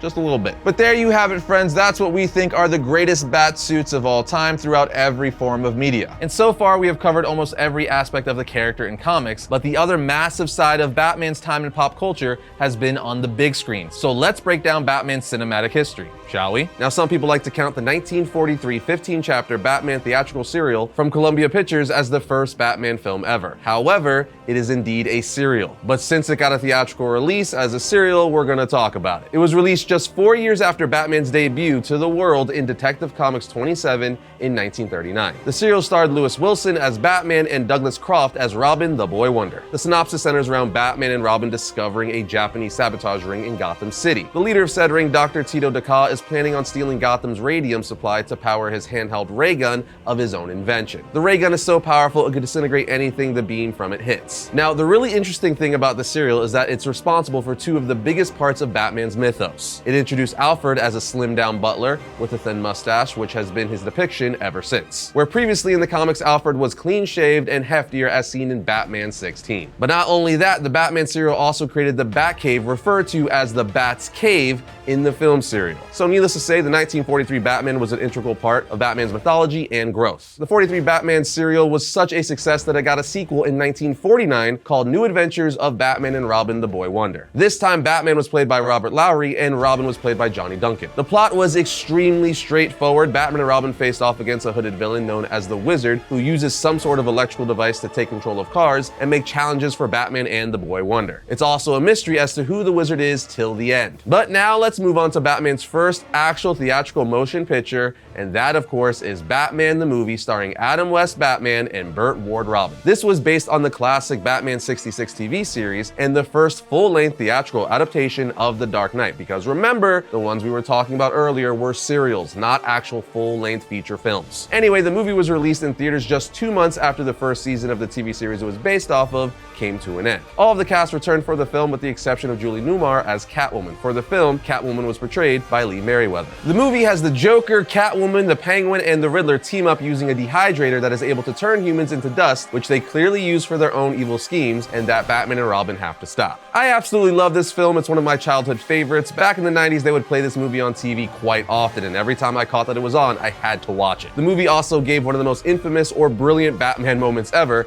depending on your perspective. And that's when Batman gets attacked by a shark, but he just whips out his trusty bat shark repellent spray to spray it away like a bug. Oh, and I can't forget Batman running around holding a Looney Tunes style bomb over his head, not knowing where to get rid of it. Even saying to himself, some days you just can't get rid of a bomb. It's utterly ridiculous in the best way possible. I mean, that's part of 66 Batman's charm. It's campy and light. There's not much logic to it. It's just fun. But as great as the 66 Batman movie was and how much of a role it played being only the second real DC Comics movie period, the first first being Superman and the Mole Men, starring George Reeves as Superman, nothing could have prepared the world for the next live-action Batman movie. Of course, I'm referring to Tim Burton's 1989 Batman movie starring Michael Keaton, simply known amongst fandom as Batman 89. Batman 89 is not only one of the most known, successful, and loved things for Batman as a character, it is also one of the most iconic films in all of pop culture, full stop. When this film came out, it literally dominated pop culture. Everyone and their mother was wearing Batman t-shirts, hats, buying the collectibles. It was full-on Batmania. It's hard to even overstate just how big of a deal this film was when it came out. I've said before, we're spoiled today. We get around 5 superhero movies and TV shows every single year. But back then, this was a unicorn. Superhero movies were not commonplace. But also, this was the first big-budget Batman film that was taken seriously, which is another reason it was such a phenomenon. Prior to this, general audiences only really knew of Batman from the '66 Adam West TV show, which was a purposefully cheesy, light and fluffy take on the character. But Tim Burton wanted to bring Batman back to his original dark and brooding roots from the comics, which is exactly what he did, giving us what would become one of the most beloved portrayals of the character, wearing an all-black suit, taking down criminals, and fighting a psychotic gangster turned killer clown after falling into a vat of chemicals, while simultaneously introducing what would become his most iconic Batmobile. And the score by Danny Elfman, the Batman theme that he created for this film, has literally just become the Batman theme, in the sense that yes, there's other great Batman themes. The one that Michael Giacchino most recently did for the Batman is fantastic, but let's be honest, nothing will ever rival the iconic Batman 89 theme. In fact, the only one that comes close, and I love it to death, is the Batman animated series theme. But guess what? That's just a modified version of Elfman's 89 theme reworked by Shirley Walker, so that doesn't even really count. Trust me, I could rant about Batman 89 all day long, but the point is, it's one of the biggest films to ever hit cinema, and definitely one of the biggest reasons for all of the Batman films to follow. Tim Burton would give Batman 89 a sequel in the form of Batman Returns, which is probably my favorite Batman film. The film was released in 1992 with Michael Keaton reprising his role as Batman. Like all sequels, they went bigger for this film, not having one, but 2 villains this time around. The amazing Danny DeVito as the Penguin, which is still fantastic to this day, and the talented and gorgeous Michelle Pfeiffer as Catwoman. She still holds the best live-action performance for Catwoman, at least in my personal opinion. And I'm gonna say it, I even like the origin they gave her for this film. It's completely different from the comics. In the movie, she's thrown out of a window by Max Schreck, at which point she's essentially resurrected back to life by stray cats licking her in an alley. She also now apparently has 9 lives like a cat. So it's not like the comics at all, where she's just a cat burglar who takes up the persona of Catwoman, but it was great nonetheless. The funny thing with this film is it went even darker this time around, which had a lot of parents and people up in arms at the time, saying it was too dark for kids. Yet they made Batman Returns Happy Meal toys at McDonald's and made all sorts of action figures and merchandise for Toys R Us and KB Toys. Admittedly, it may have been a little dark for children with all that death and penguins spitting up black blood in Tim Burton's goth setting. But hey, the 80s and 90s went hard. This is the same time period where they made RoboCop action figures for kids. Nonetheless, Batman Returns was yet another massive moment for the character in pop culture. Like I said, Batman Returns is probably my favorite Batman movie, but that's because I was able to see it in theaters and remember getting the toys from Toys R Us and KB Toys when I was a kid. So it's got a ton of fond memories attached to it. But don't worry, we've just scratched the surface, my friends. After this, Tim Burton would leave the franchise, even though he had planned a 3rd film called Batman Continues. But Warner Brothers wanted to take the franchise in a more family-friendly direction, deeming his vision too dark after Batman Returns. So in 1995, Joel Schumacher took the directing reins, giving us Batman Forever, taking the live-action Batman franchise in a completely new direction, being more colorful and campier and overall lighter in tone, like Warner Brothers wanted. We also got a completely new Batman this time around, with Val Kilmer taking up the cape and cowl. This may be a hot take, but I actually think he was one of the better actors to play Batman/Bruce Wayne. It was the script and production design that made the movie questionable, not his acting. Batman Forever also continued the trend that Batman Returns started, giving us 2 Batman villains, Jim Carrey Riddler and Tommy Lee Jones Two-Face. They were insanely campy versions of the characters, very bright and goofy, but I loved it as a kid. It's only as us 90s kids got older that we were like, whoa, this is horrible. Batman Forever also gave us our first live-action Robin since Burt Ward, played by Chris O'Donnell. And with all new actors and an all-new tone in the franchise, it also meant a brand new Batman theme, which is nowhere near as good as Danny Elfman's, but I'm still quite fond of it. Batman also got a brand new Batmobile, which I still think is one of the best Batmobile designs ever. Is it practical for Batman to be riding around in a Batmobile that has blue neon lights all over it? Absolutely not, but it's still cool as hell and definitely gives off that comic book fantasy vibe that Joel Schumacher was going for. for. But 2 years later, in 1997, Joel Schumacher would do yet another Batman movie in the form of Batman and Robin. Now, this movie is considered to be one of the worst superhero films of all time because Joel Schumacher took everything he did with Batman Forever, which was already pretty campy in overall tone, and doubled down. He even seemingly emphasized both Batman and Robin's bat nipples and cod pieces. Not to mention the close-up butt shots as they suit up, and then he added way more neon lights, especially on the Batmobile. Even Mr. Freeze's suit had neon all over it, and we would also get yet another person to play Batman, as Val Kilmer would not return, and instead George Clooney would take his place as the Dark Knight. Chris O'Donnell would return as Robin, and we even got Batgirl this time around, played by Alicia Silverstone. We also got 3 Batman villains this time around: Arnold Schwarzenegger as Mr. Freeze, Uma Thurman as Poison Ivy, and also Bane, played by wrestler and bodybuilder Robert Swenson, who was reduced to nothing more than mindless muscle controlled by Poison Ivy. The film was quite literally just a modern version of 66 Batman. I mean, the opening sequence, you have Batman and Robin ice skating while fighting Mr. Freeze and his thugs. Batman at one point even pulls out a Batman credit card. It's just ridiculous. This film has close to 0 redeeming qualities, but again, many of us were young when we saw it, so it still has a bit of nostalgia to it. Regardless, it really is one of the worst superhero films ever made. Unlike the next set of Batman films, which set a whole new bar for what Batman and comic-based movies can and should be, and that is Christopher Nolan's Dark Knight trilogy. Okay, so after the acid trip of a movie called Batman and Robin, we had to wait nearly a decade before the Caped Crusader would return to the big screen, this time with director Christopher Nolan giving us a fresh take on the character. Up to that point, there had been 5 live-action Batman movies, so Nolan wanted to take an approach to the Dark Knight that was much more serious and complex, with a real-world feel and heavier story arcs. From top to bottom, Nolan set out to ground Batman's world in realism. He wanted to make a movie that was as close to what it might look like if Batman were real as he possibly could. And that's what he did with Batman Begins in 2005. The movie starred Christian Bale as Batman, Michael Caine as Alfred, Cillian Murphy as Scarecrow, Liam Neeson as Ra's al Ghul, Morgan Freeman as Lucius Fox, Katie Holmes as Rachel Dawes, and Gary Oldman as James Gordon. This film rejuvenated Batman in a big way, and it was a massive success amongst fans, giving us a more grounded take on the character and introducing one of his most unique and loved Batmobiles ever, the Tumbler. It really had a focus on where Batman's tech came from and how he would apply that to become a vigilante crime fighter. The film also made it a point to focus on how the city and police force would react to a vigilante in their city, again giving us a more realistic take on what Batman would be like if he existed. 3 years later, we would get a sequel and one of the best Batman superhero films of all time, The Dark Knight, in 2008. Christian Bale would of course return along with the rest of the cast minus Katie Holmes as Rachel Dawes, who was replaced by Maggie Gyllenhaal. Now, there's a lot of good things about this film, but the main standout is undeniably Heath Ledger's portrayal of the Joker, who is the main villain of the film. I remember when he was first cast, everyone was like, he's really going to suck, and then homeboy turned around and not only gave us what would be considered one of the best Joker performances of all time, he straight up just gave us one of the best performances in all of cinema, no matter the genre. His Joker is by far my favorite live-action rendition of the character. You believed him. You thought the Joker was real and terrifying. I swear I quote one of the Joker lines at least a few times a week. Why so serious? I'm like a dog chasing cars. I wouldn't know what to do with it if I caught it. And I thought my jokes were bad. If you're good at something, never do it for free. Sure, there were other great moments in this film, like the introduction of the Bat Pod, which launches from the Tumbler,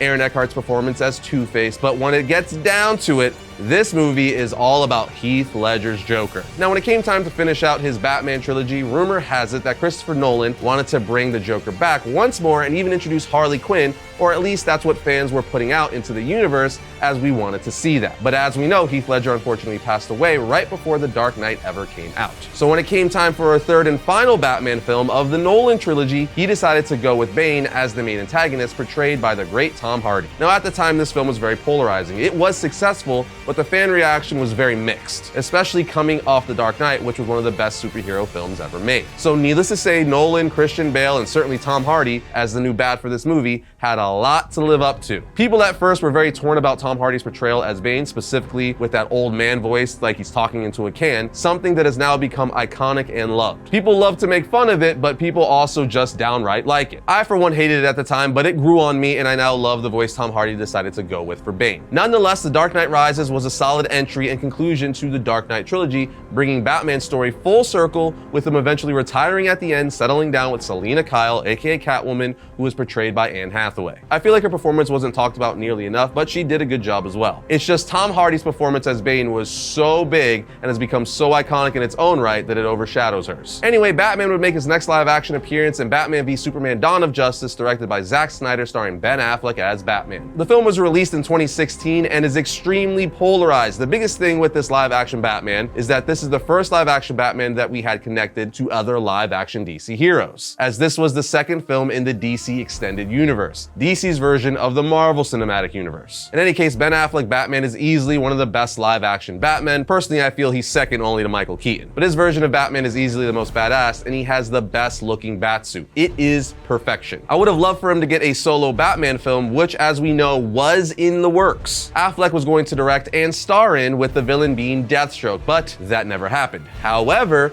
BVS did give us the best Batman fight we've ever seen in live action. The warehouse fight scene towards the end of the movie is still one of the best superhero fights ever made. If we would have gotten a full-blown movie of just stuff like that, my Batman-loving heart would have exploded. We also got to see what fans have been wanting to see for a very long time, and that is Batman facing off against Superman, loosely recreating the famous Dark Knight Returns battle between the two of them, where Batman dons bat armor and fights the Man of Steel. Across the board, Ben Affleck's portrayal of Batman is loved by us fans. We just wish he would have been given a solo movie and given more time to play the character. However, we did see him a few more times after this, with the next time being in 2016 Suicide Squad, which was actually just a few months after BVS. Ben Affleck Batman appears in a flashback scene in the film where he's chasing down Harley Quinn and the Joker in the Batmobile. However, Joker ultimately drives his car into the river, with Batman having to go in and save Harley, as she apparently doesn't know how to swim. It's a dope sequence, one that ends with Batman trying to revive Harley on top of the Batmobile, with her waking up and making out with him, and him not being too happy about it. There's also a second flashback sequence where we see Batman finding Deadshot in Gotham and goes to arrest him in front of his daughter. It was just nice seeing the DC universe built out on the big screen, with Batman appearing in other DC films and interacting with other DC characters. From there, we would get the Justice League movie in 2017, still part of the DCEU, just like BVS and the Suicide Squad, and this movie was a travesty, as Joss Whedon was brought on board to basically redo the movie after Zack Snyder had to leave the project due to the death of his daughter. The problem with this film is Joss Whedon tried to make this movie more like the Avengers, which was lighter and funnier, but it just didn't work, especially with Batman, who's supposed to be dark and brooding. Batman's only ever funny because of how serious he is. In any case, this wasn't really a positive installment into Batman's live action history, but you know what was? Zack Snyder's Justice League. That's right, in 2021, after fans bullied Warner Brothers into letting Zack Snyder give us the vision he originally intended for the Justice League, we got Zack Snyder's Justice League, or the Snyder Cut. So Zack Snyder was able to go back, shoot additional scenes for the film, and have full creative control of the final cut, released on HBO Max in 2021. And it was significantly better, easily one of the best films the DCEU has ever done. Seeing what Zack Snyder did with Batman and what Joss Whedon did with Batman in the same exact scenes is just crazy, with Zack Snyder's version being infinitely better. I mean, we get to see Batman single-handedly take down parademons. From here, we would get yet another live-action take on the character, with someone else donning the cape and cowl, completely separate from the DC Extended Universe. And that is The Batman in 2022, with Batman being portrayed by Robert Pattinson. The film was directed by Matt Reeves and also starred Paul Dano as the Riddler, Zoe Kravitz as Selina Kyle, Colin Farrell as the Penguin, Jeffrey Wright as James Gordon, and Andy Serkis as Alfred. But also, The Batman gave us great villain performances. Paul Dano as the Riddler, which was really good and completely crazy. Zoe Kravitz was a great Catwoman, the best since Michelle Pfeiffer, I feel. And then you have Colin Farrell as the Penguin. He wasn't in the movie that much, but when he was the best part of the film. Every time he was on screen, he stole the show. But moving along, we would get our latest on-screen Batman, or Batman, in 2023's The Flash. This film gave us the return of the iconic Michael Keaton Batman. Good God, it was awesome to see him once again as Batman on the big screen. With the return of his Batcave and Batmobile, dude, it just kicked some serious ass. This 70-year-old Batman almost soloed a Kryptonian, proving yet again Michael Keaton Batman is not to be messed with. I'm actually one of the few people who enjoyed this film. I didn't think it was amazing, but I also didn't think it was nearly as bad as most people made it out to be. And also, Michael Keaton Batman. That's all you need to know, just Michael Keaton Batman. But even though he's clearly the highlight of the film with his iconic return, we also briefly got Ben Affleck Batman at the very beginning of the movie,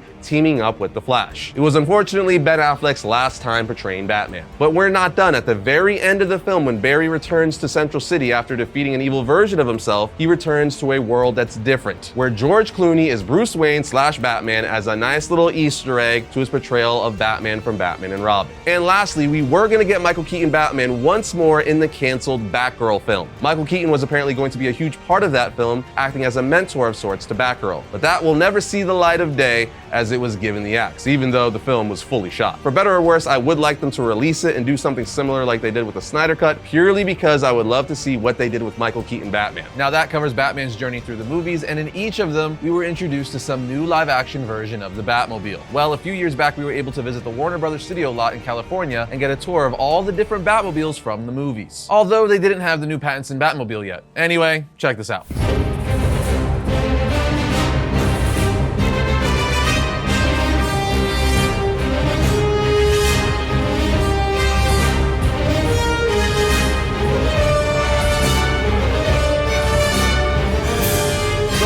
John, one of the awesome tour guides at the Warner Brothers Studio Tour. So there's lots of Batmobiles in here. But first, let's start with the first one, the 1989 Keaton Batmobile. Let's do it. So tell us a little bit about it. So the first one, 1989, directed by Tim Burton, starring Michael Keaton as both, of course, Bruce Wayne and Batman. That was designed by Anton Furst. It was built in the UK, and the one that we have in here is one of 3. The design of it is supposed to look like a Corvette Stingray, but also like Salt Flats Racers, incredibly aerodynamic vehicles. It's got a Chevy 350 small block in it, and it's got some really just kind of fun features. There's a story that goes that the first time they put Batman in the car and they went to close the canopy over him, that was the first time they'd ever done it, and so his ears got basically stuck in the canopy. So what they had to do was go back after and make an intentionally smaller cowl with shorter ears so that it would close around him no problem. I think my favorite feature, though, of the Keaton Batmobile is that only the originals have OnStar buttons in them. Yeah. Nice. So is this the same one that was also used in Batman Returns, or was it a little changed for, I know it's somewhat the same, Exactly. right? Slight changes, essentially the same car, but when they made the different one for Batman Returns, they basically made the flamethrower in the back bigger, made it a little bit faster, but essentially the exact same car. That's one of 3. Do we know like the top speed or anything on that car? Like how functional it really is as far as Sure. the car? The fact that it does have the Chevy 350, it means that theoretically the car could do probably 60, 70, 80 miles per hour. But the fact that it's a fiberglass body, they would never drive it that fast on set. Plus, they were typically zipping around back lots, so you only have a little bit of room. So on set, we're looking at a top speed of probably 25, 30 miles an hour, speeding up the film to make it look like it's going fast. Very cool. And this particular one that's right there, was that the one used in the first Tim Burton Batman film, or Batman Returns, or both? The one that we have in here is the very first one made for Batman. Very cool. Now let's move along, because there's lots of Batmobiles. There's been lots of Batman movies. The next one we have in line is the Batman Forever Batmobile. So tell us a little bit about that one. So the one that you see here was the design finished by Tim Flaherty. Originally, it was an H.R. Giger design, the guy who designed the spaceship from Alien. And the design that he ended up coming up with, they didn't think was really completely in tune with the theme of the film. So they took it over to Tim Flaherty. Tim Flaherty finished it.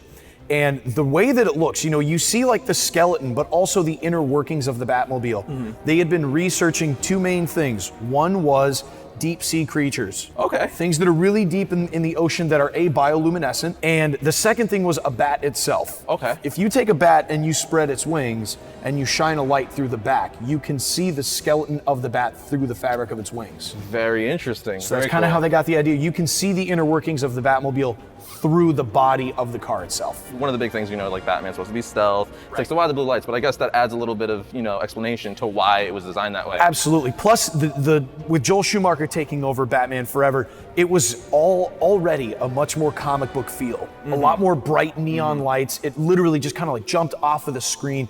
So it was a whole different take on the color scheme and how the movie physically looked. Well, now, one thing that's always stood out with me with this, the Batman Forever Batmobile is the wingspan, the fins in the back. So like, sometimes in the movie you'll see they're closed and then they separate. Is this one functional like that, or do they have 2 different ones where one's open and one's closed? Good question. These ones do open, and it's supposed to be for aerodynamic purposes. I mean, of course, you open up the wings, you're gonna go faster. For sure. It's for aerodynamic purposes. The one in here does do it. So going on again, Schumacher still has a Batman franchise at this point. We have the Batman and Robin Batmobile. Now you have it, it's not currently in here, but you do have the Bat-Hammer and the 2 motorcycles. So tell us about those vehicles. Sure. The Bat-Hammer commonly gets mistaken for the Batwing, the plane. It's not. I always have to like, no, that's a snowmobile. So in Batman and Robin, Mr. Freeze, played by Arnold Schwarzenegger, he freezes all of Gotham with his massive freeze ray gun, rendering a regular Batmobile totally useless. I mean, of all things, it's like the Batmobile can do everything but drive on ice. It can't go on ice. No, it just can't do that. It's not going to happen. So in that case, what you do is you call on the Bat Hammer, which is like Batman's snowmobile. It's literally a snowmobile with a really cool bat plastic body over it with, again, those neon lights. The bikes, the silver one is Batgirl's Bat Blade, and then the red and blue one is Robin's Redbird. But what I can tell you about the Redbird is that it's a Honda prototype bike that didn't make it to the assembly line. It never made it to production, but it was designed by Honda. And Batgirl's Bat Blade is a drag bike. That's technically one of the fastest things in this entire display because it's a drag bike. And now we're going into the Nolan trilogy, okay? The hugely successful, this is basically what brought Batman back to cinema after years after Batman and Robin. So we have the tumblers back there, both of them. We have the camo one and we have the black one. Tell us a little bit about the tumblers. Okay, so the tumblers. I get to use a word that I never ever get to use. Verisimilitude. That's the reality of the film. The verisimilitude of the Dark Knight trilogy is bigger than that of the Joel Schumacher ones. And that's everything Christopher Nolan does. His whole theory on everything is that he wants to do it as much based in reality as possible. So if you were a real vigilante fighting crime with limitless resources, limitless money, you would fight crime in something like the Tumbler, a military-grade vehicle. So the body of it, it's supposed to be a Lamborghini kind of combined with a tank or a Humvee, which gives it that really aerodynamic Lambo look. Right. But just the monstrosity that is the rest of it. It's got metal, wood paneling. It's got also fiberglass, so it's a little bit heavier. They road tested it at about 130 miles an hour, so it's a pretty serious thing. Oh, wow. Right? And what you see in here were only exterior driving shots. That's all that these ones were used for. Okay. The interior of what these look like is not what they look like in the film. That was a set. The interior of the Tumbler in the movies is a set. Okay. So these were used specifically for driving and not interior filming. They had one specifically just for him getting in and out of it. If you remember when he gets in and out, it's almost like it closes around him and pulls him in. They had to build one specifically for entrances and exits. Okay, now correct me if I'm wrong, but the Tumbler is one of the Batmobiles that you guys have the most of, like there was the most made. How many Tumblers were made? 5. Legend has it, the original plans only called for 4, but they had enough leftovers to build a 5th. So they did. Now, is there a difference between the camo and black besides the paint job, or? That's basically, they look slightly different because technically the Tumbler, the black Tumbler, doesn't have the rocket launcher, but the camo one does. Okay. And if you remember, after Bane's gang kind of like, they take over the Wayne Armory and they get their hands on all the Tumblers, they're ripping around town just wreaking havoc, and the camo one has a rocket launcher on the side of it. Now, one of the coolest things about the Tumbler is the fact that the Batpod comes out from the Tumbler, which you have the Batpod here. So tell us a little bit about the Batpod. Batpod is so cool in the fact that a lot of times people see it and they just automatically assume like, oh, well, that's a prop that doesn't move. No, it's still a fully functioning motorcycle. And in real life, it doesn't come off of the Tumbler. That was a special thing done for the film. They built a special casing just so that they could. It would be amazing. It's real. And they tell such cool stories about how the day the Tumbler was going to get blown up by the Joker on set of The Dark Knight, they said it was such a sad day because we had come to love the Tumbler so much. It was like a child to them. But they had to wreck it for the story. And when they finally do, with its dying breath, the Tumbler gives birth to the Batpod so the Batman can continue going out to fight, crime and fight for justice in Gotham. And I've heard, rumor has it, the Batpod actually doesn't go very fast. Is that true? That is very true. It's essentially a lawnmower engine, so you're looking at about 10, maybe less miles per hour on set. Yeah. So not very fast at all. Right.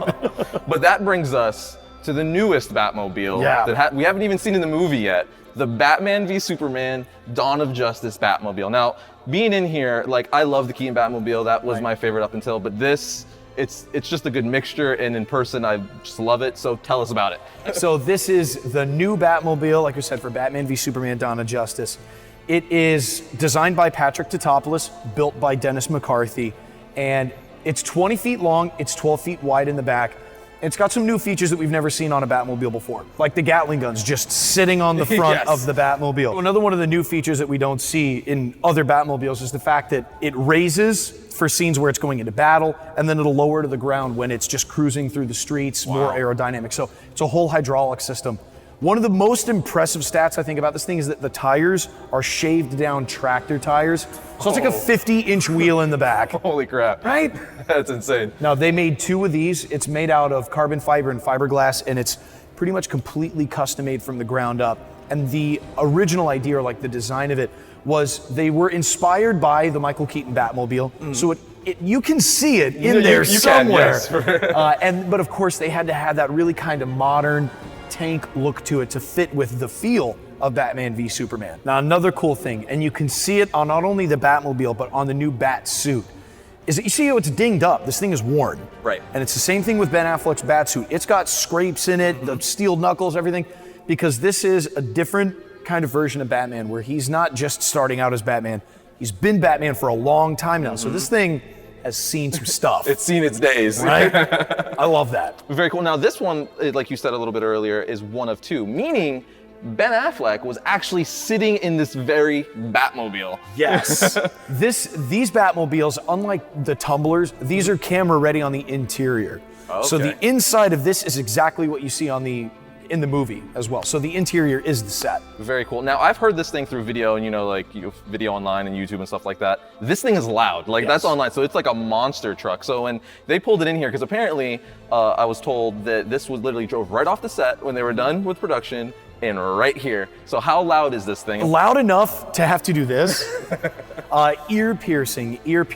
Look at that, I had a full head of hair and everything back then. What a youngin' I was. Those were the good old days, but that to this day was one of the most fun episodes we've ever produced for Variant. Just so incredibly fun, and we actually hope to make our way back out there for a tour of their updated display. Anyway, with Batman's big screen cinematic adventures covered, including his Batmobiles, we have to shift to TV. Because he also has made a massive splash on the small screen, starting with a number of live action shows like the iconic 1966 Batman series with Adam West and Burt Ward, as well as his appearances in shows like Gotham and Titans. But it's been the many different animated series where Batman has had the most success, particularly when it comes to Batman the Animated Series. This series introduced a whole new generation, myself included, to the Dark Knight in a way no one had ever seen before, and it was so freaking good it's been inspiring Batman content ever since, including the recent Cape Crusader animated series on Amazon. So let's look at the history of BTAS and find out why. Batman the Animated Series was created by Bruce Timm and Eric Radomski and produced by Warner Brothers Animation, first airing on Fox Kids on September 5th, 1992, and running until September 15th, 1995, with a grand total of 85 episodes over 2 seasons. After the first 2 seasons, the remaining 20 episodes went under the new banner of The Adventures of Batman and Robin, which gave us a new opening title sequence and obviously included a lot of Robin. BTAS, which is what fans call Batman the Animated Series, was the first show in the continuity of the DC Animated Universe, or the DCAU for short. Other shows in this continuity are the new Batman Adventures, Superman the Animated Series, Batman Beyond, Static Shock, Justice League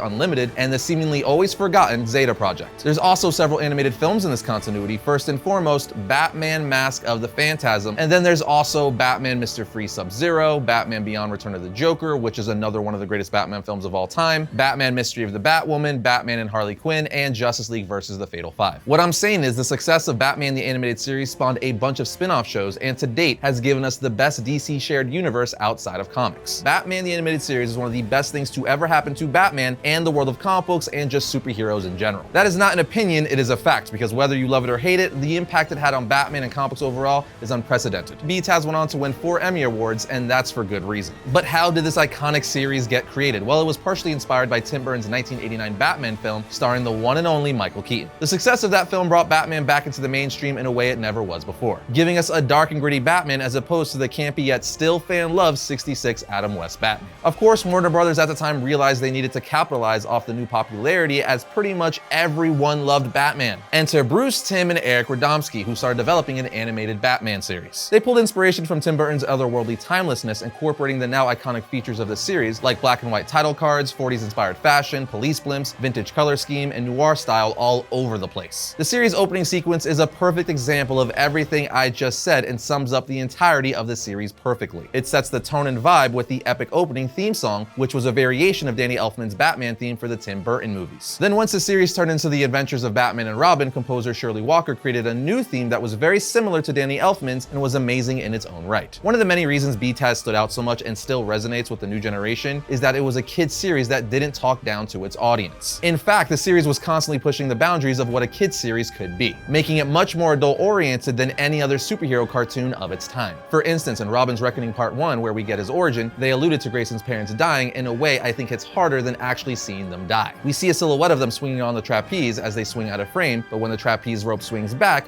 we see it's broken with his parents no longer there, telling us it snapped and they fell to their death, which is crazy. The series was also the first cartoon in years to show people using guns and firearms that weren't futuristic lasers. They even showed Commissioner Gordon get shot in the series in episode 49. Batman actually punched and kicked bad guys in the show, even leading to the characters bleeding, like Batman having blood coming out of his mouth, which was a level of violence that kids' animation just didn't have at the time. Then you just have the overall look of the show. It's a very dark show, which was intentional because it's about Batman, who's a dark character that mainly works at night and in the shadows. So to give it that very unique dark style, a bunch of the series' backgrounds were actually painted and drawn on black paper. That gave it its now iconic film noir imagery, along with its Art Deco designs and overall very dark color scheme. Altogether, those things earned it the nickname Dark Deco by the series producers. Not shockingly, Bruce Timm and Eric Radomski got a bunch of pushback from the studio executives saying they didn't know if it was going to work. They thought it was a little too dark, but once they saw the pilot episode, Bruce Timm is quoted saying, "It got a lot of people off our backs." As for the voice cast of Batman the Animated Series, it was top notch. We have the man who would become known as Batman himself, Kevin Conroy, voicing Bruce Wayne/Batman, Lauren Lester voicing Dick Grayson/Robin, Bob Hastings as Jim Gordon, Melissa Gilbert as Batgirl, and the list goes on for days. As for villains, you have the iconic Mark Hamill as the Joker, Arlene Sorkin as Harley Quinn, Ron Perlman as Clayface, Paul Williams as the Penguin, Henry Silva as Bane, and the list goes on and on again. We can make a whole episode just on the awesome voice cast of BTAS. Like I said earlier, the first 85 episodes of this series are under the banner Batman the Animated Series, but the last 20 episodes were under the banner of The Adventures of Batman and Robin. The series would later get revived again under the title of The New Batman Adventures, where they gave all the characters epic new sleek redesigns. Even the Batmobile was no exception, as the Dark Knight got a brand new set of wheels. Even though the look and designs of Batman the Animated Series will always hold that nostalgia for me and be my favorite, I gotta say the new Batman Adventure redesigns are pretty dang sleek. As a kid, I liked them even more, but now as an adult, the nostalgia kicks in and I'm all about the OG Batsuit. Now, I feel like there's no wrong choice for great Batman the Animated Series episodes, as pretty much all of them are great, but like anything, there's obviously episodes and characters that stand out more than others. Two-Face, being the iconic villain that he is, was one of those characters who got a two-part origin story that broke down the character to perfection in the episode simply titled Two-Face Parts 1 and 2. You also have another staple of the series, the episode Beware the Grey Ghost, where we learned of Bruce's childhood hero, a TV superhero called Grey Ghost. It's an excellent and iconic episode where we get to see Bruce fanboy over and even work alongside his childhood hero. Over the Edge is another classic story from Batman the Animated Series where the entire story took place in a dream. Then you have Joker's Favor, which is one of the best Joker episodes in my opinion. And then you have The Man Who Killed Batman, which follows this average Joe who supposedly killed Batman, but of course he didn't, and this grabs the attention of the Joker, which gets him into a whole mess. Next you have Mad Love, which is technically part of the new Batman Adventure series, but it all kind of still falls under Batman the Animated Series, so I'm counting it. It gives us the origin of Harley Quinn, which is one of my favorite origin stories. And then of course you have the classic Heart of Ice episode written by Paul Dini and directed by Bruce Timm, which gave us the modern origin of Mr. Freeze. This episode turned Victor Freeze into a sympathetic character instead of your generic villain. And the last one I'll mention is Almost Got Him, where a bunch of Batman's rogues gallery sit around a poker table and tell stories of how they almost defeated Batman, only for the episode to end with a twist. Actually, no, I gotta mention one more, and that is Christmas with the Joker. I watch it every year on Christmas Eve with my entire family. It is brilliant. Anyway, one of the things that made this story so good for Batman the Animated Series was Batman's villains and how well they were written. I would say that no other form of media has portrayed Batman's rogues gallery as good as Batman the Animated Series. I would even go as far to say Batman's villains in this series are even better than a lot of Batman's comic books. It really is that good. Famed writers from the series Paul Dini and Alan Burnett absolutely killed it with their retellings of Batman's rogues gallery. It's what made the show stand out, with the villains being so diverse and interesting. It was all just so well written and so well paced, which is extremely difficult to do with 22 minutes to tell a complete story. And they knocked it out of the park 9 times out of 10. But besides actual episodes, there are several films connected to Batman the Animated Series, one of which is Batman Mask of the Phantasm. But besides that, you also have Batman Mr. Freeze Sub-Zero. I really enjoyed that film. Highly recommend you watch it if you haven't already. It's a fantastic Mr. Freeze story where yet again he's just trying to bring his wife back to life, and it's kind of heartbreaking. Then you have my second favorite Batman the Animated Series related film, which would be Batman Beyond: Return of the Joker. This film gives us old man Bruce Wayne within the DCAU continuity, and obviously Terry McGinnis Batman Beyond, with Mark Hamill reprising his role as the Joker, returning all these years in the future and facing off against Batman Beyond. You also have Batman Mystery of the Batwoman, another great story in the Batman Animated Series continuity that shows a mysterious new Batwoman who's arrived in Gotham. Batman is trying to figure out what the heck she wants because she claims to be fighting for justice, but she's breaking his one rule of never killing people. Then you have newer entries like the 2017 Batman and Harley Quinn animated film, and lastly Justice League vs. the Fatal Five, which I did enjoy. But now let's briefly run down the comic book continuity continuity for Batman the Animated Series and the DCAU, because those issues expanded the animated universe a lot. First, we have the Batman Adventures Volume 1, which ran for 36 issues, 2 annuals and 3 specials. But you also have the Batman and Robin Adventures, which ran for 25 issues and 2 annuals, the Batman Adventures The Lost Years, which ran for 5 issues, Batman Gotham Adventures, which ran for 60 issues, a really good series that I highly recommend, and the Batman Adventures Volume 2, which ran for 17 issues. But there's also Harley Quinn and Batman, which ran for 5 issues, Batman and Harley Quinn, which ran for 7 issues, and the more recent Batman The Adventures Continue 7-issue digital miniseries, as well as Batman The Adventures Continue Season 2, which was another 7-issue miniseries that featured Batman villains like the Court of Owls. A slightly different series is the Batman Teenage Mutant Ninja Turtles 6-issue crossover series from 2016, which if you haven't checked that out, I highly recommend. I do want to finish out this episode though by talking about several of the things Batman the Animated Series created that are now staples to the Batman mythos. First and foremost, you obviously have Harley Quinn. She was created for Batman the Animated Series by Bruce Timm and Paul Dini and is now one of the most popular characters not just for DC Comics, but all of comics. Nora Freeze, Mr. Freeze's wife, was also created for Batman the Animated Series along with his modern origin that the comic books and everything else now use, which I mentioned earlier. Another character B-Taz is responsible for creating is Renee Montoya, who actually just made her live-action debut in Birds of Prey a few years ago, played by my fellow Puerto Rican, Rosie Perez. Then there's a character Lockup, a former security guard who takes things to the extreme and now captures and takes care of criminals with extreme prejudice. And of course, there's Grey Ghost, who has made brief cameos in the main DC continuity. Same for Red Claw, who's appeared in the main continuity and Catwoman's solo title. And besides Harley Quinn, the most notable character created for B-Taz that made his or her way into main continuity for DC Comics is the Phantasm, who most recently was used for Tom King's Batman and Catwoman run. I was over the moon for this because I'm a massive Phantasm fan. So when she was brought into the main continuity, I was thrilled. But there you have it, friends, our history of Batman the Animated Series, one of the best interpretations of Batman and his catalog of characters, and one of the best things to happen to the world of comic books in general. Yes, Batman the Animated Series remains one of the character's greatest highlights. But with the history of Batman in comics, movies, TV, and animation all now covered, it's time to look at Batman's appearances in gaming, and there are quite a few. Most notably, however, is Batman's Arkham series, which consists of Arkham Asylum from 2009, Arkham City from 2011, Arkham Origins from 2013, and Arkham Knight in 2015. The Arkham series is considered to be one of the best superhero video game franchises of all time. In fact, the Batman Arkham games were received so well that people to this day are just wishing for an adaptation of Arkham Batman into a live-action film franchise. I mean, could you imagine a live-action Batman movie franchise modeled after the Arkham games? Bro, it would be the best live-action Batman we've ever gotten. Of course, there's also the Injustice games where Batman is one of the many heroes. The Injustice game is basically Mortal Kombat but DC, set in an alternate universe where Superman is turned into a tyrannical dictator after the death of Lois Lane by the hands of the Joker. The story is brilliant and the game got a sequel in 2017's Injustice 2. Though Superman is evil in this universe, Batman still fights for the side of justice, trying to stop Superman's tyrannical rule. I still can't believe we haven't got Injustice 3 yet, considering how loved this franchise is. In fact, it spawned one of the best comic book series of all time, the Injustice comics, which fleshed out and filled in the gaps to this universe perfectly. Then there's the 2016 Batman the Telltale series game that is also widely loved as it allows you to be Batman/Bruce Wayne and make choices that will affect the outcome of the story. It also got a sequel, Batman the Enemy Within, in 2017, which explores the rise of the Joker. We also have to mention Batman Vengeance from 2001, which is a video game set in the Batman animated series universe. The plot centers around Batman stopping the Joker once again, and this is a classic for anyone who grew up in the 90s or early 2000s, especially if you're a fan of Batman the animated series. And obviously we have the extremely fun Lego Batman games, the first one being Lego Batman from 2008, then we got Lego Batman 2 DC Superheroes from 2012, and Lego Batman 3 Beyond Gotham. Lego games are always fun and the Batman ones are some of the best. Batman has appeared in way more video games, but those are some of our favorites. Okay, at this point we have given you nearly everything you could ever want to know about Batman, but we would never close out an ultimate history of Batman without giving you an essential reading guide. So whether you're a longtime Batman fan or a newcomer wondering where to start, here's our list of the 10 must-read Batman stories.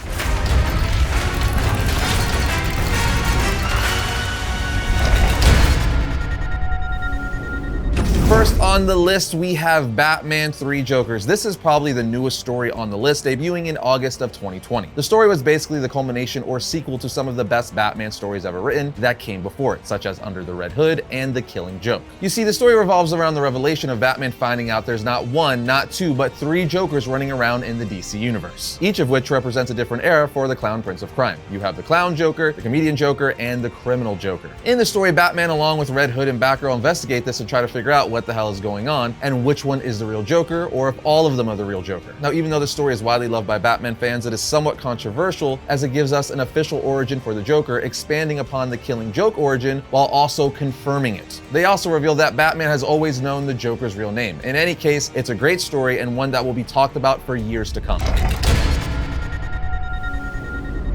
Next up, we have Justice League Tower of Babel. Now, this is a Justice League story, but oh man, is it also a Batman story. The whole story centers around the reveal that Batman secretly has a contingency plan set in place to take out the entire Justice League if they ever went rogue, confirming that not only does Batman literally have a plan for everything, but if given time, he could take out anyone, including DC's greatest heroes. This story is almost solely responsible for the whole argument. If you give Batman prep time, he can beat anyone. Just recently in the current Batman title, issue 27, this story was revisited on the first few pages of said issue, where we see Superman come to Bruce in his Batcave saying, "You have files on all of us, ways to beat the entire league, and they fell into the hands of Ra's al Ghul. One of us could have died." Bruce is all like, "Yeah, I made a mistake, but the mistake wasn't keeping the files, it was not keeping them secure enough." But the point is, the story is iconic and gives us such an interesting dynamic between Batman and his colleagues that is still used and referred to in comic books today. Next up, we have an easy fan favorite, and that is Batman Hush. I feel like this story in a lot of ways defined the modern Batman, specifically his tone and look. Speaking of design, this is a lot of people's favorite Batman costume, and I have to agree, it's one of the best. Hush is also one of the best mystery stories in all of comics. The story revolves around a new villain in Gotham named Hush, who's trying to destroy Batman's life as Bruce Wayne and as the Dark Knight. Hush turns out to be Thomas Elliot, an old school childhood friend of Bruce Wayne's, who blames Bruce for the death of his parents. The story features a brilliant rogues gallery with appearances from characters like the Joker, Harley Quinn, Two-Face, Poison Ivy, and the Riddler. This story also introduced Batman's romantic relationship with Catwoman in a way that still resonates with fans today. The artwork by Jim Lee is also some of the best Batman art you will ever find, making this an all-around amazing Batman story. Coming in at number 7, we have Batman: The Long Halloween. This is another fantastic Batman mystery that dives into the crime families of Gotham City, all while a serial killer called Holiday is murdering people on each holiday of the year. The Long Halloween also serves as the origin story for Two-Face, as we see Harvey Dent's tragic transformation into one of Batman's most iconic foes. The writing by Jeff Loeb and the moody noir-style art by Tim Sale make this a must-read for any Batman fan. At number 6, we have The Death of the Family. This is one of the best Batman vs. Joker stories ever written. The whole plot of the story is the Joker going after each and every one of Batman's loved ones and or sidekicks. Dick Grayson, Barbara, Damian, Tim Drake, and even Alfred. He's going after all of them and threatening to kill them, saying, "Batman, they make you weak, they make you soft, vulnerable. I make you the best version of yourself. I make you a better Batman. Because I challenge you and force you to be the best Batman you can be." Joker ultimately makes the point that he loves Batman more than anyone because he pushes Batman to be the greatest hero he can be, as he's Batman's greatest villain, always pushing him to overcome challenges the Joker puts in his way. So he needs to eliminate the Bat family because they keep holding Batman back from being the best version of himself, which is awesome and very twisted. It's a phenomenal action-packed and psychological story between Batman and the Joker. Simply one of the best I've ever read. If you haven't read it, read it. In the 5th spot, we have Batman Under the Red Hood. The story sees the return of Jason Todd, the second Robin, who was brutally murdered by the hands of the Joker. Now resurrected, he dons the mantle of the Red Hood, a ruthless vigilante who's determined to take control of Gotham's underworld and punish Batman for not avenging his death. The story not only explores the complex relationship between Batman and his former sidekick, but also raises questions about Batman's no-kill rule and the consequences of his actions. At number 4, we have Batman: The Court of Owls. This story by Scott Snyder and Greg Capullo introduces a secret society that has been controlling Gotham City from the shadows for centuries. Batman must face this new enemy while also questioning everything he thought he knew about the city and his family's legacy. The Court of Owls is a thrilling action-packed story that adds a new layer of depth to Batman's mythology. Making its way into the top 3 is, of course, Batman Year One. The brilliance of this story is how it showed us an aspect of Batman's life that we had never seen up until this point. His origin story and why he decided to become Batman was already widely known. Bruce watches his parents get murdered in Crime Alley and decides to swear vengeance on all those who would harm the innocent. He then goes off for several years to travel, turning his brain and body into a living weapon. But this story shows us what happened when Bruce came back to Gotham and lived his first year as Batman. Again, something we never saw prior to this story. And it was brilliant getting to see a rookie Batman Batman who hasn't figured things out quite yet, and see his relationship develop with Jim Gordon and the GCPD and even Catwoman. It's a story that will always be one of the best Batman stories ever written because it was game-changing. The Batman movie actually pulled a lot of inspiration from this comic book, following a very early Batman. What I'm saying is, if there was a Mount Rushmore of Batman stories, this would take one of the spots. Coming in as runner-up on this list is probably a lot of people's number one, and that is The Dark Knight Returns. This story quite literally ushered in a grittier, darker version of Batman. As we all know, the story takes place several years in the future where Batman is much older. We see him come into confrontation with the likes of the Joker, the mutants, and the mutant leader, giving us the iconic line, "When are you going to realize this isn't a mud pit, it's an operating table, and I'm the surgeon?" as he defeats the mutant leader with his bare hands. It also gives us the iconic Batman versus Superman fight where Batman dons armor to combat the Man of Steel in one of the best battles the two have ever had. It's a beefy, badass, no-nonsense Batman. If you haven't read it yet, you need to get on that. Coming in at number one is Batman: The Killing Joke. This story is so complex and brilliant that I don't even have the words to say how good it is. Simply put, the Joker seeks to prove to Batman that it just takes one bad day to make even the best person go mad. He does this by pushing Jim Gordon to the edge after shooting and paralyzing his daughter, Barbara Gordon. He then forces Gordon to stare at horrific pictures of his wounded daughter, who's stripped naked. It's a sick, twisted point that the Joker considers his greatest joke. The Killing Joke is a dark psychological exploration of the relationship between Batman and the Joker, showing just how thin the line between hero and villain can be. It also gave us the first look at the Joker's origin, which, as I mentioned earlier, was confirmed years later in The Three Jokers. Anyway, this event had a lasting impact on the Batman mythos and led to Barbara becoming Oracle. The Killing Joke is not just my personal favorite Batman comic, it is widely considered one of the best comic book stories ever written. Full stop. But there you have it, our list of the 10 Batman stories every fan should read. Each of these stories adds something special to the Dark Knight's mythos, showcasing the character's depth, complexity, and enduring appeal. Whether you're a longtime Batman fan or new to the world of Gotham City, these stories are essential reading for anyone who loves the Caped Crusader. But that does it for this mega ultimate history of Batman, my friends. We hope you guys had as much fun watching it as we had making it. Other than that, we'll see you next time when we talk about all things comics.